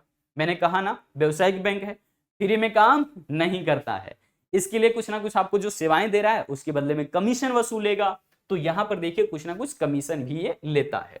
अब क्या कह रहे हैं कि सामान्य उपयोगिता से संबंधित सभी कार्य, जैसे कि आपको एटीएम जारी करना, किसका काम है, तो ये काम होता है व्यावसायिक बैंक का, है ना। और भी इसके अंदर क्या है, ड्राफ्ट पेपर जारी करना या फिर आपको चेकबुक जारी करना, ये सब सारा काम होता है किसका, तो व्यावसायिक बैंक का। और इन सभी माध्यमों से, चाहे तो आपका चेक हो, ड्राफ्ट पेपर हो, एटीएम हो, इन सब के माध्यम से जनता पैसा आसानी से निकलवा सकता है, ठीक है। ये सब सारे तरीके हैं पैसे निकालने के। अब यहां पर देखिएगा कि हम लोग अन्य कार्य के अंदर में देखने वाले हैं कि व्यावसायिक बैंक का अन्य काम कौन कौन सा होता है। देखिए कई तरह की सुविधाएं और भी देता है जनता को व्यावसायिक बैंक, जैसे कि यहां पर देखेंगे विदेशी विनिमय का लेन देन या फिर क्रय विक्रय, है ना। आपको फॉरेन एक्सचेंज की बात कर रहे हैं यहाँ पर कि विदेशी मुद्रा आपको चाहिए, तो इसके लिए भी लेन देन का काम कौन करता है, तो ये व्यावसायिक बैंक। उसके अलावा बहुमूल्य वस्तुएं, जो महंगी वस्तुएं हैं उनको सुरक्षा के लिए आपको लॉकर सुविधाएं प्रदान करता है। ये लॉकर सुविधाएं क्या होता है देख लीजिए, आप महंगी कोई जेवर या अपना डॉक्यूमेंट्स आसानी से यहाँ पर रख सकते हैं लंबे समय तक के लिए भी, लेकिन इसके लिए कुछ ना कुछ तो कमीशन वसूलेगा या फिर चार्जेस वसूलेगा, ठीक है ना। आप अपनी सुविधा के अनुसार इसे ले सकते हो और अपना महंगी वस्तु, महंगी जो जेवर है, महंगे कागजात हैं, वो सब यहाँ पर आप रखवा सकते हो, ठीक है, लेकिन इसके लिए कुछ कुछ चार्ज ये वसूलेगा ही वसूलेगा। तो ये व्यावसायिक बैंक का काम है लॉकर सुविधाएं प्रदान करना, समझ गए। आगे देखिए कह रहे कि वित्तीय मामलों में आपको सलाह भी देगा। आपको जब सलाह चाहिए कि सर हम LIC के साथ जुड़ना चाहते हैं या फिर हम फलाना ये कंपनी के साथ जुड़ना चाहते हैं या फिर इस तरह के हम निवेश करना चाहते हैं, है ना, गोल्ड पर निवेश करना चाहते हैं, तो ये सब सभी मामलों में आपको ये सलाह भी देता है। लेकिन जैसे मैंने कहा व्यावसायिक बैंक है, कोई भी काम फ्री में नहीं करता है, आगे देखिए, यानी कि मुद्रा को एक स्थान से दूसरे स्थान या फिर एक खाता से दूसरे खाता में पैसा भेजवाना है तो भेजने का सुविधा भी कौन देता है? व्यावसायिक बैंक। आज जो आप मोबाइल के जरिए अपना पैसा एक अकाउंट से दूसरे अकाउंट में ट्रांसफर कर पा रहे हो, कैसे संभव है? ये व्यावसायिक बैंक का ही असल में काम है। चलो भाई आगे देखते हैं। अब यहां पर हम लोग देखेंगे केंद्रीय बैंक चुकी, और केंद्रीय बैंक का हम लोग कार्य को समझेंगे। असल में केंद्रीय बैंक को हम लोग अंग्रेजी में कहते हैं क्या भाई? सेंट्रल बैंक, है ना। और ये सेंट्रल बैंक क्या होता है, कैसे ये काम करता है, आइए समझते हैं एक एक करके, ध्यान से देखो। कह रहे हैं कि केंद्रीय बैंक एक सर्वोच्च बैंक है। देश में टॉप लेवल का बैंक कौन सा है? केंद्रीय बैंक, सभी बैंकों का बैंक, ठीक है ना। तो इसमें हम लोग क्या कह रहे हैं कि केंद्रीय बैंक सर्वोच्च बैंक है, अपेक्स इंस्टीट्यूशन से कह सकते हैं, जो देश के संपूर्ण बैंकिंग प्रणाली को नियंत्रित करता है, कंट्रोल करता है। पूरी अर्थव्यवस्था में बहुत सारे व्यावसायिक बैंक हैं, उन बैंकों को यह नियंत्रित करने का काम करता है कि कहीं ये जनता को लूट तो नहीं रहे, ठीक है। व्यावसायिक बैंक कहीं जनता को लूट तो नहीं रहे, इसीलिए व्यावसायिक बैंक के ऊपर ये क्या करता है? नियंत्रण रखता है, ठीक है। आगे देखो, यानी कि केंद्रीय बैंक एक देश की वह वित्तीय संस्था है जो मुद्रा, साख व्यवस्था का विनिमय और नियंत्रण करने के साथ साथ बैंकिंग व्यवस्था पर भी निगरानी रखने का काम करता है, जिससे कि देश की आर्थिक तरक्की, आर्थिक प्रगति उचित दिशाओं में होता रहे। आने की यहां पर बिल्कुल मकसद साफ है कि केंद्रीय बैंक जो है वो पूरे देश की जो है ना एक रीढ़ की हड्डी है, समझ लो, और ये पूरी तरीके से निगरानी रखेगा कि देश की जो बैंकिंग व्यवस्था है वो सही ढंग से चल रही है या नहीं। बैंकिंग व्यवस्था पर पूरी तरीके से इसका नियमन और नियंत्रण रहता है, ठीक है ना। इस बात को समझ लीजिए। देश में मुद्रा की पूर्ति, उस पर भी कंट्रोल आरबीआई का ही रहता है, देश में केंद्रीय बैंक का रहता है। आगे देखेंगे, कह रहे हैं कि प्रोफेसर शॉ क्या कहते हैं अपनी परिभाषा में, देखो कह रहे हैं कि केंद्रीय बैंक देश की साख मुद्रा का नियंत्रण करने वाला बैंक है। साख मुद्रा का नियंत्रण करने वाला बैंक। अब ये साख नियंत्रण कैसे होता है, ये हम लोग इसी लेक्चर में कवर करने वाले हैं। तो आइए सबसे पहले यहां पर देखते हैं कि केंद्रीय बैंक हमारा कौन सा है भारत के लिए। तो ये देख लीजिए, reserve bank of India. Reserve bank of India, जिसे हम भारतीय रिजर्व बैंक भी कहते हैं, ये भारत का केंद्रीय बैंक है। देश में केंद्रीय बैंक एक ही होता है, ठीक है। जैसे कि यहां पर भारत के लिए भारतीय रिजर्व बैंक है, उसी तरह से बैंक ऑफ इंग्लैंड है, ठीक है। तो ये चीजें आप समझ गए। अब यहां पर देख लीजिए कि जो केंद्रीय बैंक है ना देश के अंदर, उसके बारे में कुछ फैक्ट्स है जो आपको जानने बहुत जरूरी है। जैसे कि भारतीय रिजर्व बैंक, जिसे हम आरबीआई शॉर्ट में कहते हैं, तो ये भारत का केंद्रीय बैंक है, जिसकी स्थापना कब हुई है भाई? तो 1 अप्रैल 1935 को कोलकाता में हुई थी। कहां हुई थी? कोलकाता में। जान रहे हैं कब? 1 अप्रैल 1935, यानी कि ब्रिटिश गवर्नमेंट के टाइम। ये जो है आप समझ सकते हैं 1935 में इसकी स्थापना हुई है कोलकाता में। लेकिन यहां पर देखेंगे तो कौन सा कमीशन था जिसने सिफारिश किया था? तो हिल्टन अंग कमीशन, जिसको हम रॉयल कमीशन भी कहते हैं। ये रॉयल कमीशन की सिफारिश या फिर हिल्टन अंग कमीशन की सिफारिश पर ही 1 अप्रैल 1935 को कोलकाता में रिजर्व बैंक ऑफ इंडिया की स्थापना की गई। क्लियर सी बात है। अब देखिए, लेकिन वर्ष 1937 में ही, कब? वर्ष 1937 में ही अस्थायी रूप से इसका मुख्यालय यानी कि हेडक्वार्टर कलकत्ता से हटाकर मुंबई कर दिया गया, और अभी इसका हेडक्वार्टर कहां है? तो मुंबई में है। क्लियर हुआ। तो यहां पर भारत का जो केंद्रीय बैंक है उसका मुख्यालय कहां है? तो मुंबई में है। आरबीआई का मुख्यालय मुंबई में है, ध्यान रखिएगा। आगे क्या कह रहे हैं कि पहला जो भारतीय गवर्नर बने ना, वो तो चूंकि देख रहे हैं 1935 में स्थापना हुआ है, ब्रिटिश गवर्नमेंट की जो है काल चल रहे थे, समय चल रहे थे। तो यहां पर ऑसबोर्न स्मिथ जो है भारतीय रिजर्व बैंक के पहले गवर्नर बने थे। पहले गवर्नर कौन थे आरबीआई के? तो उनका नाम है ऑसबोर्न स्मिथ, ठीक है ना। लेकिन अगर पहले भारतीय गवर्नर की हम बात कर लें तो उनका नाम है सीडी देशमुख। क्या नाम है? सीडी देशमुख, है ना। ये हमारे पहले देख लो ऑसबोर्न स्मिथ, फिर हमने सीडी देशमुख की बात किया। लेकिन अब वर्तमान समय में अभी जो है आरबीआई के गवर्नर कौन है? तो इनका नाम है शक्तिकांत दास। क्या नाम है इनका? शक्तिकांत दास जी हैं, और ये अभी आरबीआई के गवर्नर हैं। इनसे पहले 24वें गवर्नर के तौर पर कौन थे? तो उर्जित पटेल। कौन थे? उर्जित पटेल साहब जो है वो 24वें गवर्नर के तौर पर हैं। 25वें गवर्नर के तौर पर कौन अभी हैं वर्तमान में देखें तो? शक्तिकांत दास जी हैं, और इनसे पहले कौन थे? उर्जित पटेल थे, ठीक है ना। देखो अब यहां पर आते हैं भाई कि हम लोग केंद्रीय बैंक के कार्यों को समझ लेते हैं। इसके कार्य जो है वो ज्यादा इंपॉर्टेंट है, परीक्षा में कई बार पूछा जाता है, रिपीट करके सवाल दिए जाते हैं। तो केंद्रीय बैंक चूंकि देश का एक सर्वोच्च बैंक है जो कि मुद्रा साख व्यवस्था का नियमन और नियंत्रण करती है, पूरी बैंकिंग व्यवस्था का निगरानी रखने का काम इसी का होता है। अब मुद्रा बाजार को ये व्यवस्थित करने का काम तो करती है, सो इसके अलावे भी एक करके लिस्ट वाइज हम समझ लेते हैं कि कौन कौन से काम है। सबसे पहला काम है कागजी नोट जारी करना। जितने भी आप पेपर मनी जानते हो, 1 रुपए का नोट छोड़ दीजिए, उसके अलावे 1 रुपए के नोट को छोड़ करके, तो कह रहे हैं क्या, भारत में 1 रुपए के नोट को छोड़ करके बाकी सभी कागजी नोट, सभी पेपर मनी केंद्रीय बैंक द्वारा जारी किया जाता है, जिन पर कि भारतीय रिजर्व बैंक यानी कि आरबीआई के गवर्नर का सिग्नेचर रहता है। क्या रहता है? सिग्नेचर रहता है या फिर हस्ताक्षर रहता है। अब कह रहे हैं क्या कि 1 रुपए के नोट तथा जितने भी सिक्के होते हैं वो वित्त मंत्रालय द्वारा जारी होता है, इसलिए 1 रुपए के नोट पर भारत सरकार के वित्त सचिव का हस्ताक्षर रहता है। साइन किसका रहता है? वित्त सचिव का, 1 रुपए के नोट पर। ये हम लोगों ने पहले भी करा था, ठीक है ना। परंतु 1 रुपए का जो नोट है और जितने भी देश के अंदर सिक्के हैं उसको बाजार में चलन में लाने का काम भारतीय रिजर्व बैंक द्वारा ही होता है। भारतीय रिजर्व बैंक ही उसको चलन में लाता है, लेकिन आरबीआई का यहाँ पर जो है ना गवर्नर का सिग्नेचर नहीं रहता। 1 रुपए के नोट पर वित्त सचिव का सिग्नेचर रहता है। ये क्वेश्चन बहुत बार पूछा है, ध्यान रखना। अब कह रहे हैं क्या आगे कि भारतीय रिजर्व बैंक यानी कि जो आरबीआई है ये पैसा कैसे छापता है ना, पैसा कैसे छापता है आरबीआई, तो यहां पर इसके लिए अपनाए जाते हैं मिनिमम रिजर्व सिस्टम। इसी के तहत भारत में क्या छपता है? पैसा प्रिंट होता है, ठीक है ना। चलो अब आगे आते हैं। ये मिनिमम रिजर्व सिस्टम क्या है, इस पर अगर चर्चा करें तो बहुत डेप्थ में चला जाएगा, तो यहां पर हम लोग यहाँ पर सिलेबस के अकॉर्डिंग बिल्कुल चले, ठीक है।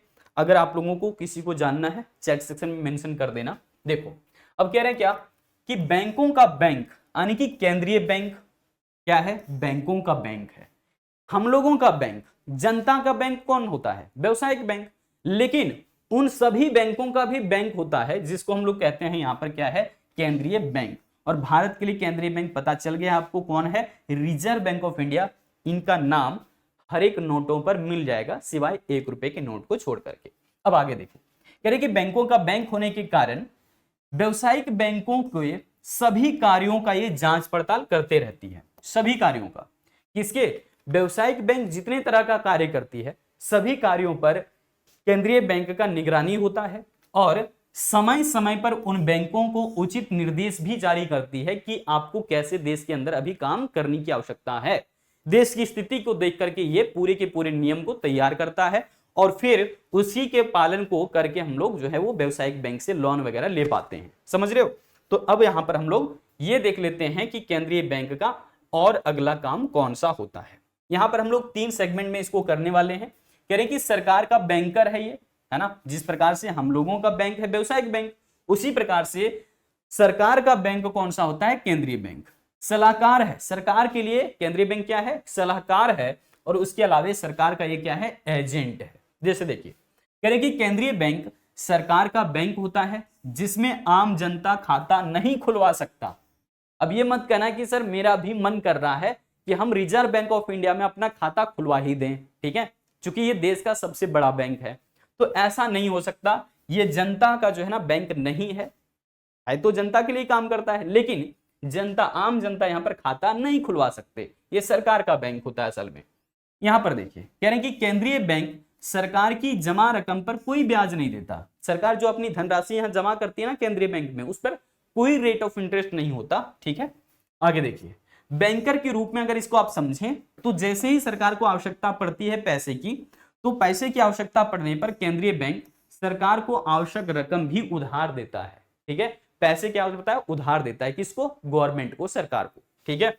अब यहां पर देखिएगा कह रहे हैं कि अर्थव्यवस्था की स्थिति बिगड़ने पर, जैसे अर्थव्यवस्था की स्थिति खराब हो गया, अब ऐसी स्थिति में क्या किया जाए, कैसे आगे चलना है, सब कुछ के लिए केंद्रीय बैंक जो है वो सरकार को सलाह भी देता है। समय पर सरकार को सलाह भी यहां से मिलते रहता है। जैसे जब 8 नवंबर 2016 में, कब की बात कर रहे हैं? 8 नवंबर 2016 में जब हम बात कर रहे हैं, मन क्यों बहका रे बहका याद ही रात को, है ना।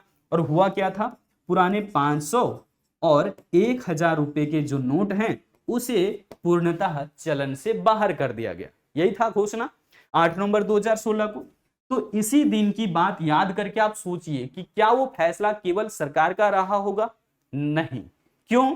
क्योंकि यहां पर आप देख रहे हैं कि अर्थव्यवस्था की स्थिति बिगड़ने पर, है ना, केंद्रीय बैंक सरकार को सलाह भी देता है, सरकार को सलाह भी देती है कि अभी आपको क्या करने की आवश्यकता है। इसका मतलब जो भी गवर्नमेंट फैसले लेती है मॉनेटरी बेस पर वो अगर होता है तो इसका मतलब कहीं ना कहीं उसमें आरबीआई का भूमिका जरूर होगा। ठीक है, आगे देखिए, कह रहे कि केंद्रीय बैंक में प्रायः सभी विषयों के विशेषज्ञ होते हैं। हर एक फील्ड के लिए अलग अलग एक्सपर्ट लोग होते हैं, वहां पर स्पेशलिस्ट लोग होते हैं हर एक समस्या के समाधान के लिए, जिनसे कि गवर्नमेंट को सलाह आसानी से मिल जाता है और उसकी मदद से सरकार देश में आर्थिक नीतियों को तय कर पाती है। ठीक है ना। चलिए अब हम लोग यहां पर जानेंगे कि और भी क्या इसे स्थिति बनती है जब सरकार विदेशों से कुछ सामान लेन देन करती है या सेवाएं लेन देन करती है। तो कह रहे हैं कि सरकार जिन देशों से भी आर्थिक लेन देन के समझौते करती है वह सब केंद्रीय बैंक के माध्यम से ही किए जाते हैं। यानी कि यहां पर कहीं ना कहीं एक इंटरमीडिएट या फिर एक कह लीजिए एजेंट के तौर पर कौन काम कर रहा है? तो केंद्रीय बैंक काम कर रहा है। तो इसी तरह से हम कह रहे हैं कि केंद्रीय बैंक सरकार का एजेंट के तौर पर काम करती है। ये चीज भी आपको क्लियर हो गया। एक छोटी सी बात आपके लिए हम बताने जा रहे हैं, ध्यान रखिए यहां पर क्या कह रहे हैं। व्यवसायिक बैंक के लिए ना अंतिम ऋणदाता कौन होता है? Lenders of the last resort. यानी कि व्यवसायिक बैंकों को भी कभी कभी पैसा चाहिए होता है और वो पैसा अगर आसपास के पड़ोसी देश से नहीं मिल पाया, नहीं, आसपास के पड़ोसी बैंकों से नहीं मिल पाया, तब क्या होगा? तब देखिए क्या होता है। कह रहे हैं कि व्यवसायिक बैंकों को कभी कभी ज्यादा धनराशि की आवश्यकता पड़ती है और इस आवश्यकता की पूर्ति के लिए व्यवसायिक बैंक साथी बैंकों से भी ऋण लेने का प्रयास करते हैं। अपने आसपास के बैंकों से लोन लेने की चेष्टा करते हैं व्यवसायिक बैंक, लेकिन अगर इतने से भी उनकी आवश्यकताएं पूरी नहीं हो पाती हैं तो वे केंद्रीय बैंक से ऋण लेते हैं। कहां से ऋण लेते हैं? केंद्रीय बैंक से जाकर के लोन लेते हैं। कौन? व्यवसायिक बैंक। अब इसीलिए केंद्रीय बैंक यहां पर है, वो किसको लोन दे देता है? व्यवसायिक बैंक को।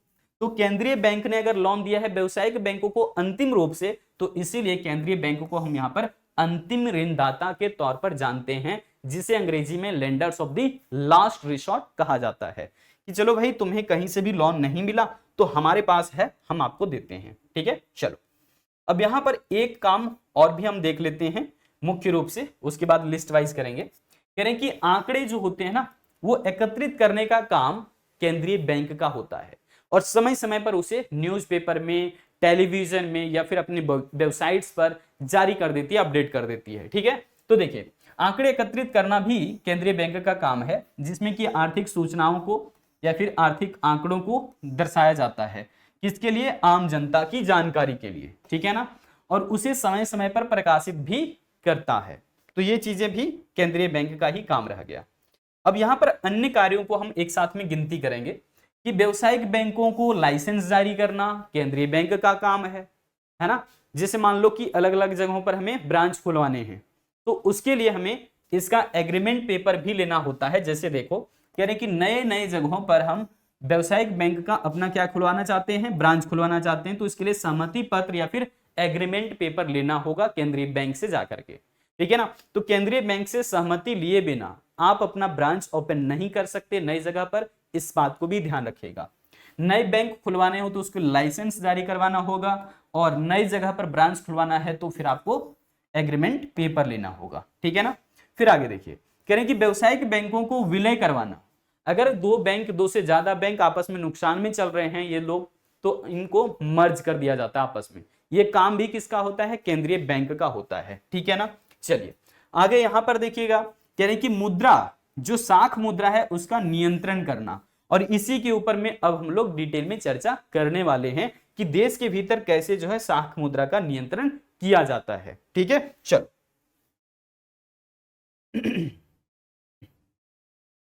ये बात देखो, दोनों बैंक के बीच में आप अंतर कर सकते हैं बिल्कुल आसानी से। टू दी पॉइंट पहले कर लेते हैं, फिर इनके कार्यों पर हम लोग जाएंगे, जहां पर हम लोग समझेंगे कि कैसे जो है साख मुद्रा का नियंत्रण किया जाता है। पहले अंतर आप देख लीजिए। जो केंद्रीय बैंक होता है ना, ये होता है मुद्रा बाजार का सर्वोच्च संस्था, पूरे टॉप लेवल का इंस्टीट्यूशंस है मुद्रा बाजार में। कौन? केंद्रीय बैंक। और व्यवसायिक बैंक जो है वो एक इकाई मात्र है, क्योंकि व्यवसायिक बैंक कई सारे होते हैं, ठीक है ना, तो एक छोटी सी इकाई है व्यवसायिक बैंक।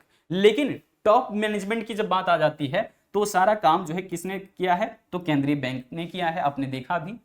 बाकी देश में केवल जो है ध्यान रखिएगा एक ही केंद्रीय बैंक होता है, एक से ज्यादा केंद्रीय बैंक नहीं होता। लेकिन देश के भीतर बहुत सारे व्यवसायिक बैंक हो सकते हैं, तो ये यहां पर अंतर है। आगे देखिए, कह रहे हैं कि केंद्रीय बैंक है ना, सरकार का बैंक है, सरकार का सलाहकार है, सरकार का एजेंट भी है।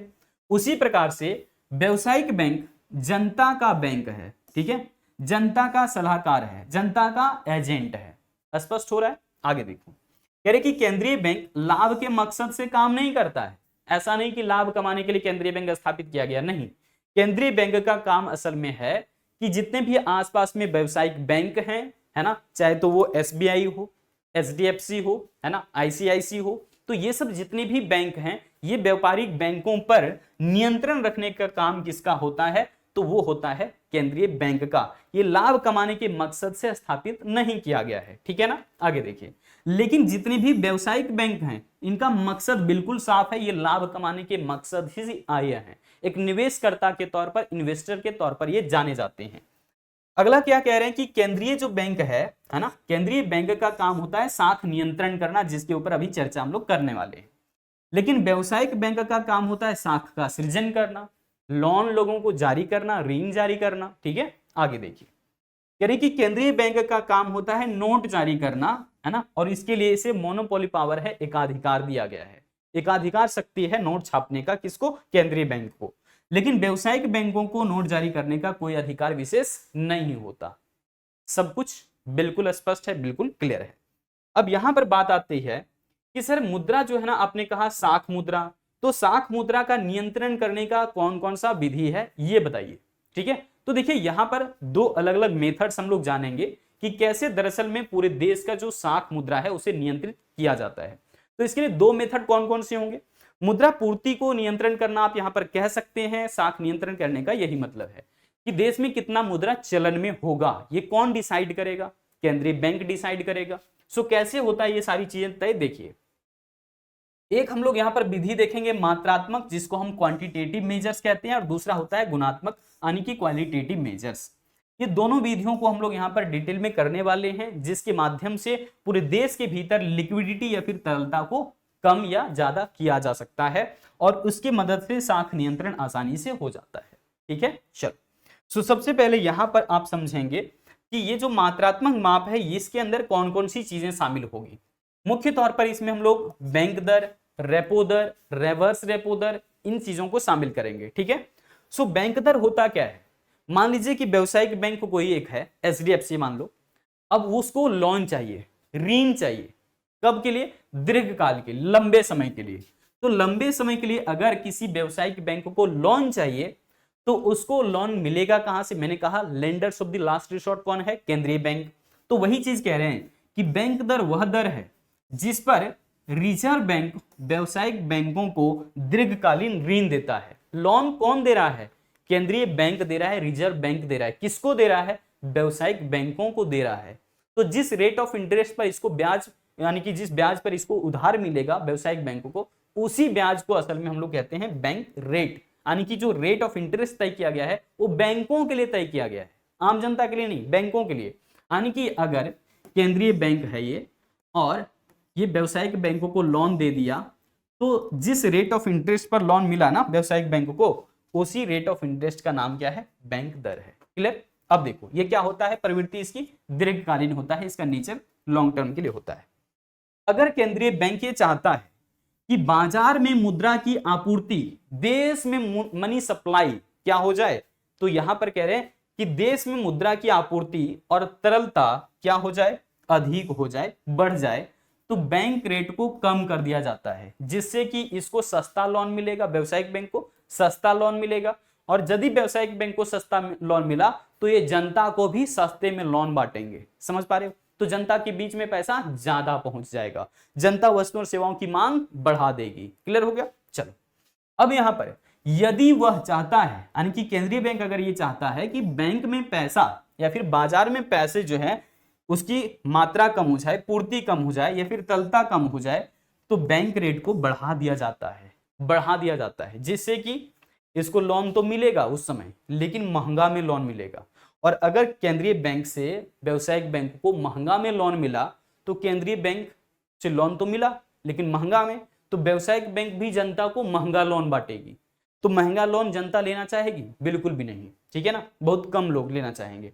तो इसीलिए व्यवसायिक बैंक के पास उस समय पैसा कम पहुंचता है, फिर वो आगे जनता के पास भी लोन कम जाता है और फिर जनता वस्तुओं और सेवाओं की मांग कम करती है। क्लियर हो गया? चलो आगे देखते हैं। अब इस लिस्ट को ऐसे देख लीजिए कि अगर बैंक दर में वृद्धि कर दिया जाए तो उसका अगला स्टेप क्या हो जाएगा, जो व्यवसायिक बैंक है वो भी ज्यादा महंगा लोन बांटेगा, ठीक है, और इस प्रकार से साख की मांग में कमी होगी, लोग उधार कम लेंगे, ठीक है। अगर उधार कम लिए तो इसका मतलब है मुद्रा की पूर्ति में क्या आ जाएगा, कमी आ जाएगा, जनता के पास पैसे कम पहुंचेंगे और इससे कहीं ना कहीं जो मुद्रा स्फीति है वो नियंत्रण हो जाएगा, यानी कि जो महंगाई है वो कंट्रोल हो जाएगा, ठीक है। चलिए, अगर बैंक दर को बढ़ा दिया जाए तो व्यावसायिक बैंकों को लोन महंगा में मिलेगा और व्यावसायिक बैंकों को लोन महंगा में मिला तो जनता जो है उस पैसे की मांग, सॉरी यहां पर देख लीजिए उल्टा हो गया ये, यहां पर पहले क्या करें, बैंक दर में अगर कमी कर दिया गया तो इससे होगा क्या कि व्यावसायिक बैंक को सस्ता लोन मिलेगा और सस्ता लोन मिलने पर क्या होगा, जनता उस पैसे की मांग ज्यादा करेगी और ज्यादा मांग करेगी अगर पैसे की जनता, तो इसका मतलब है जनता के हाथ में पूर्ति मनी का ज्यादा हो गया और इस वजह से क्या हो जाएगा, वहां पर अवस्फीति का जो है ना, यानी कि डिफ्लेशन जो है कंट्रोल होगा। सीधे तौर पर यहां पर कह लो कि जब महंगाई की स्थिति होगी, है ना, महंगाई की स्थिति होगी तो बैंक दर में वृद्धि कर दिया जाएगा। जब वस्तुएं सस्ती हो रही होगी, कोई डिमांड ही नहीं कर पा रहा चीजों को, जनता वस्तुएं और सेवाएं खरीद नहीं पा रहा, तो उस समय बैंक दर में कमी कर दी जाती है। सीधी सीधी बात यही है। आगे देखो, यहां पर अगला जो है उसका नाम है रेपो दर। और ये रेपो दर का मतलब क्या है, तो यहां पर एक बात करेंगे हम लोग गवर्नमेंट सिक्योरिटी का, है ना। ये जो सरकारी प्रतिभूतियां होती है वो किसके पास है, बैंक के पास है। बैंक का मतलब यहां पर है व्यवसायिक बैंक, हम यहां पर लिख दे रहे हैं व्यवसायिक बैंक, ठीक है ना, ये है अपना व्यवसायिक बैंक। अब इस बैंक के पास क्या है, गवर्नमेंट सिक्योरिटी। अब वो सिक्योरिटी पेपर किसके पास जा रहा है, आरबीआई के पास, यानी कि ये हमारा है केंद्रीय बैंक। तो केंद्रीय बैंक को मिल जाएगा क्या, गवर्नमेंट सिक्योरिटी। तो जैसे ही गवर्नमेंट की सिक्योरिटी किसके हाथ में आ गया, आरबीआई के हाथ में, तो आरबीआई उसके अगेंस्ट में इसको कुछ पैसे जारी करती है, समझ रहे हो। तो उसको जिस रेट ऑफ इंटरेस्ट पर जारी किया गया है उसी को दरअसल यहां पर हम रेपो दर कह रहे हैं। तो रेपो दर वह दर है जिसके आधार पर व्यवसायिक बैंक केंद्रीय बैंक से अपनी सरकारी प्रतिभूतियों के बदले में अल्पकालीन ऋण प्राप्त करता है। और यह अल्पकालीन कहने का मतलब है 2 से 14 दिनों के लिए ये पैसे प्राप्त करता है। किससे, केंद्रीय बैंक से, लेकिन उसके लिए इसको चुकाना होता है क्या, गवर्नमेंट की सिक्योरिटी पेपर, ठीक है। चलो अब आगे आते हैं और यहां पर समझते हैं इस चीज को, इसका पूरा मैकेनिज्म क्या है। अगर केंद्रीय बैंक यह चाहता है कि बैंक में या फिर बाजार में मुद्रा की आपूर्ति और तरलता ज्यादा हो, तो रेपो दर में क्या कर दी जाएगी, कमी कर दी जाएगी, जिससे कि सस्ते दर पर, यानी कि व्यवसायिक बैंकों को पैसा मिल जाएगा। और सस्ते दर पर अगर व्यवसायिक बैंक को पैसा मिला है तो जनता को भी सस्ते में लोन बांटेगी, है ना, सबको लेने के लिए तैयार रहेंगे उस समय। अगर वहीं पर ऐसा हो जाए कि बाजार में जो है ना, आरबीआई चाहता है या फिर केंद्रीय बैंक चाहता है कि पूर्ति कम हो जाए, पैसे कम हो जाए, तरलता कम हो जाए, तो रेपो दर को बढ़ा दिया जाएगा। अब रेपो दर को जैसे ही बढ़ा दिया जाएगा तो इसका सीधा मतलब है कि व्यवसायिक बैंकों को महंगा लोन मिलेगा और इसको अगर खुद ही महंगा लोन मिला तो ये जनता को भी महंगे में लोन बांटेगा। क्लियर है। तो जनता पैसे कम उस समय डिमांड करेगी इस समय, यानी कि, और उस हालत में क्या हो जाएगा, वस्तुओं और सेवाओं की मांग कम हो जाएगी। चलिए भाई, अब यहां पर देखिए अगला क्या कह रहे हैं इसी मैकेनिज्म में। देखो, देश में अगर महंगाई की स्थिति होगी ना तो रेपो दर को बढ़ा दिया जाएगा, यानी कि इससे क्या होगा, साख की मांग में कमी आ जाएगी, लोग पैसे की डिमांड कम करेंगे और पैसे की डिमांड कम करने का मतलब है कि व्यवसायिक बैंक द्वारा मुद्रा की आपूर्ति में कमी आ जाएगी, लोन कम बांटेगी। कम बांटेगी इसका मतलब है कि यहाँ पर जनता के हाथ में पैसा ही नहीं पहुंचा, और पैसा ही नहीं पहुंचा तो इसका मतलब जो बहुत महंगी हो गई होगी ना वस्तु, वो वस्तु में धीरे धीरे अब सस्ती होगी, क्योंकि जनता अब डिमांड ही नहीं कर रही है। तो जब हम किसी चीज की खरीदारी नहीं करेंगे तो यानी कि मार्केट में सामान जैसे तैसे पड़ा हुआ है, तो उसमें क्या होता है, अब वस्तुएं सस्ती हो जाएगी धीरे धीरे करके। ठीक है, चलो आगे देखते हैं। रेपो दर में कमी करने से क्या होगा, साख की मांग में वृद्धि हो जाएगी, जनता ज्यादा पैसे की डिमांड करेगी। ठीक है, तो इसका मतलब है व्यवसायिक बैंक के पास पैसे ज्यादा हैं और उस वक्त पूर्ति ज्यादा कर पाएगी। व्यवसायिक बैंक जनता को ज्यादा लोन बांट सकती है और ज्यादा लोन बांटेगी, इसका मतलब है लोगों के हाथ में पैसे जाएंगे और पैसे जाएंगे, इसका मतलब है जो अवस्थिति की स्थिति थी, यानी कि जहां पर वस्तुएं सस्ती थी, बहुत ज्यादा सस्ती हो चुकी थी, बहुत कीमत नीचे जा चुका था, धीरे धीरे धीरे कीमत बढ़ेगा। ठीक है ना, डिमांड चूंकि बढ़ना शुरू होगा उसके साथ साथ में। अब यहां पर देखिए, एक हम लोग जानेंगे रिवर्स रेपो दर। अभी जो है वो कैश का फ्लो किधर जा रहा था, व्यवसायिक बैंक के पास, लेकिन अब क्या कह रहे हैं, अब पैसे की जरूरत किसको पड़ गई है, तो यहां पर पैसे की जरूरत पड़ गई है आरबीआई को, यानी कि केंद्रीय बैंक को। ये हमारा क्या है, केंद्रीय बैंक है। तो केंद्रीय बैंक को अब पैसे की जरूरत पड़ गई, तो देखिए कैश का फ्लो इधर हो रहा है, तो बैंक ने यानी कि केंद्रीय बैंक सॉरी व्यवसायिक बैंक ने व्यवसायिक बैंक ने कैश किसको दिया है, आरबीआई को। तो जिस रेट ऑफ इंटरेस्ट पर दिया है उसी रेट ऑफ इंटरेस्ट को हम लोग क्या बोलते हैं, रिवर्स रेपो दर। देखो भाई यहां पर सीधी बात है कि रिवर्स रेपो दर वह दर है जिस दर पर केंद्रीय बैंक व्यवसायिक बैंक से उसकी तरलता आधिक्य को स्वीकार करती है। इसके पास पैसे ज्यादा हैं, लिक्विडिटी ज्यादा है, तो उसको कम करने के लिए, ताकि अगर इसके पास पैसा पता है ज्यादा रहेगा व्यवसायिक बैंक के पास पैसा, तो जनता को भी ज्यादा पैसा लोन बांट देगी। अब सोचो उस समय पहले ही देश के अंदर में महंगाई छाया हुआ है, तब क्या होगा, तब वैसी स्थिति को ठीक करने के लिए केंद्रीय बैंक कहती है कि लाओ तुम्हारा पैसा हम रख दें। जैसे होता है ना कि मामा जी हमें कुछ पैसे थमा करके जाते हैं और मम्मी पैसा ले लेती है, क्यों, ताकि हम खर्च ना कर दें, है ना। वही काम यहां पर भी हो रहा है कि यहां पर क्या है कि केंद्रीय जो बैंक है वो खुद ही कहता है व्यवसायिक बैंक से, लाओ तुम्हारा पैसा हम रख देंगे और उसके बदले में कुछ ना कुछ इंटरेस्ट ले लेना, है ना, ब्याज ले लेना। तो यहां पर जो है ना ये ब्याज जनरली बहुत कम होता है, बहुत कम। ठीक है, क्योंकि इसकी लिक्विडिटी को असल में कम करना है, देश में पैसे की तरलता को कम करने के लिए इसको प्रयोग में लाया जाता है। यहां पर आप देख सकते हैं क्या लिखा है कि केंद्रीय बैंक इसका प्रयोग बाजार में तरलता को कम करने के लिए करता है। किसका प्रयोग, रिवर्स रेपो दर का प्रयोग। ठीक है, कब करती है, जब व्यवसायिक बैंकों के पास लिक्विडिटी ज्यादा हो जाए, क्योंकि ये लोन ज्यादा बांट देंगे और पहले से अगर देश में महंगाई है तब तो स्थिति खतरनाक बन जाएगा, इसीलिए इसके पैसे को यहां पर खींच लिया जाता है और इसके बदले में कुछ ना कुछ इसको इंटरेस्ट थमा दिया जाता है, जो कि बहुत कम होता है। ठीक है, चलिए, हालांकि ये स्थिति देश की सारी चीजों को देखते हुए किया जाता है, तो ये चीजें ध्यान रखना।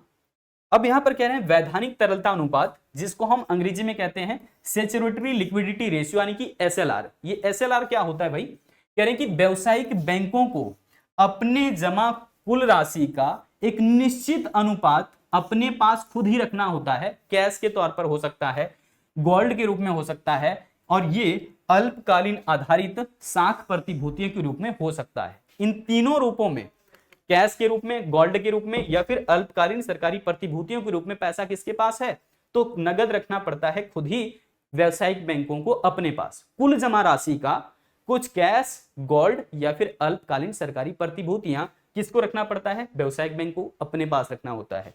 जनरली ये देख लीजिएगा आरबीआई के द्वारा ये तय किया जाता है, लगभग ये 18% के आसपास में होता है। तो एसएलआर आप देख सकते हैं, कहां से पता कर सकते हैं, तो आरबीआई का एक अपना जो है ऑफिशियल वेबसाइट है rbi.org.in।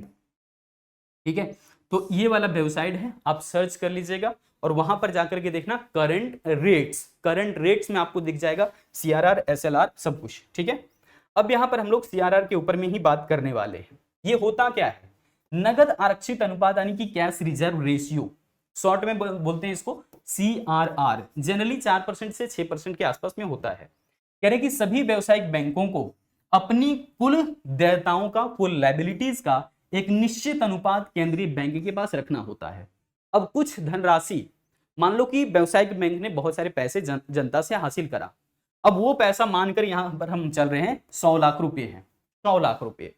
अब यहां पर अगर सीआरआर को 4% हम ले रहे हैं, तो 4% के हिसाब से 4 लाख रुपया जो है वो जमा रखना होगा किसके पास, केंद्रीय बैंक के पास। जैसे देख लीजिए यहां पर अगर हम कहें कि ये कंज्यूमर है, कस्टमर्स हैं किसके, व्यवसायिक बैंकों के, तो व्यवसायिक बैंकों में कुल जमा राशि कितना गया है 100 लाख रुपए, और उनमें से 4 लाख रुपए कहां इसको जमा करना पड़ेगा, आरबीआई के पास, यानी कि केंद्रीय बैंक के पास। समझ रहे हो, यानी कि जनता ने जितना पैसा व्यवसायिक बैंक में दिया उसका कुछ परसेंट, लगभग 4%, 5%, 6% किसको देना पड़ेगा, आरबीआई को। ऐसा क्यों किया जाता है, तो इसे बचाने की दृष्टि से, ताकि इसके पास हर एक पैसा रहे नहीं, क्योंकि सारा पैसा रहेगा तो जनता को लोन बांट देगा, इसीलिए इसका कुछ पैसा केंद्रीय बैंक अपने पास सुरक्षित रख लेती है, जिस पर कि किसी तरह का ब्याज नहीं मिलता है इसे। ठीक है, चल, तो यहां पर ये चीजें भी समझ आ गया है।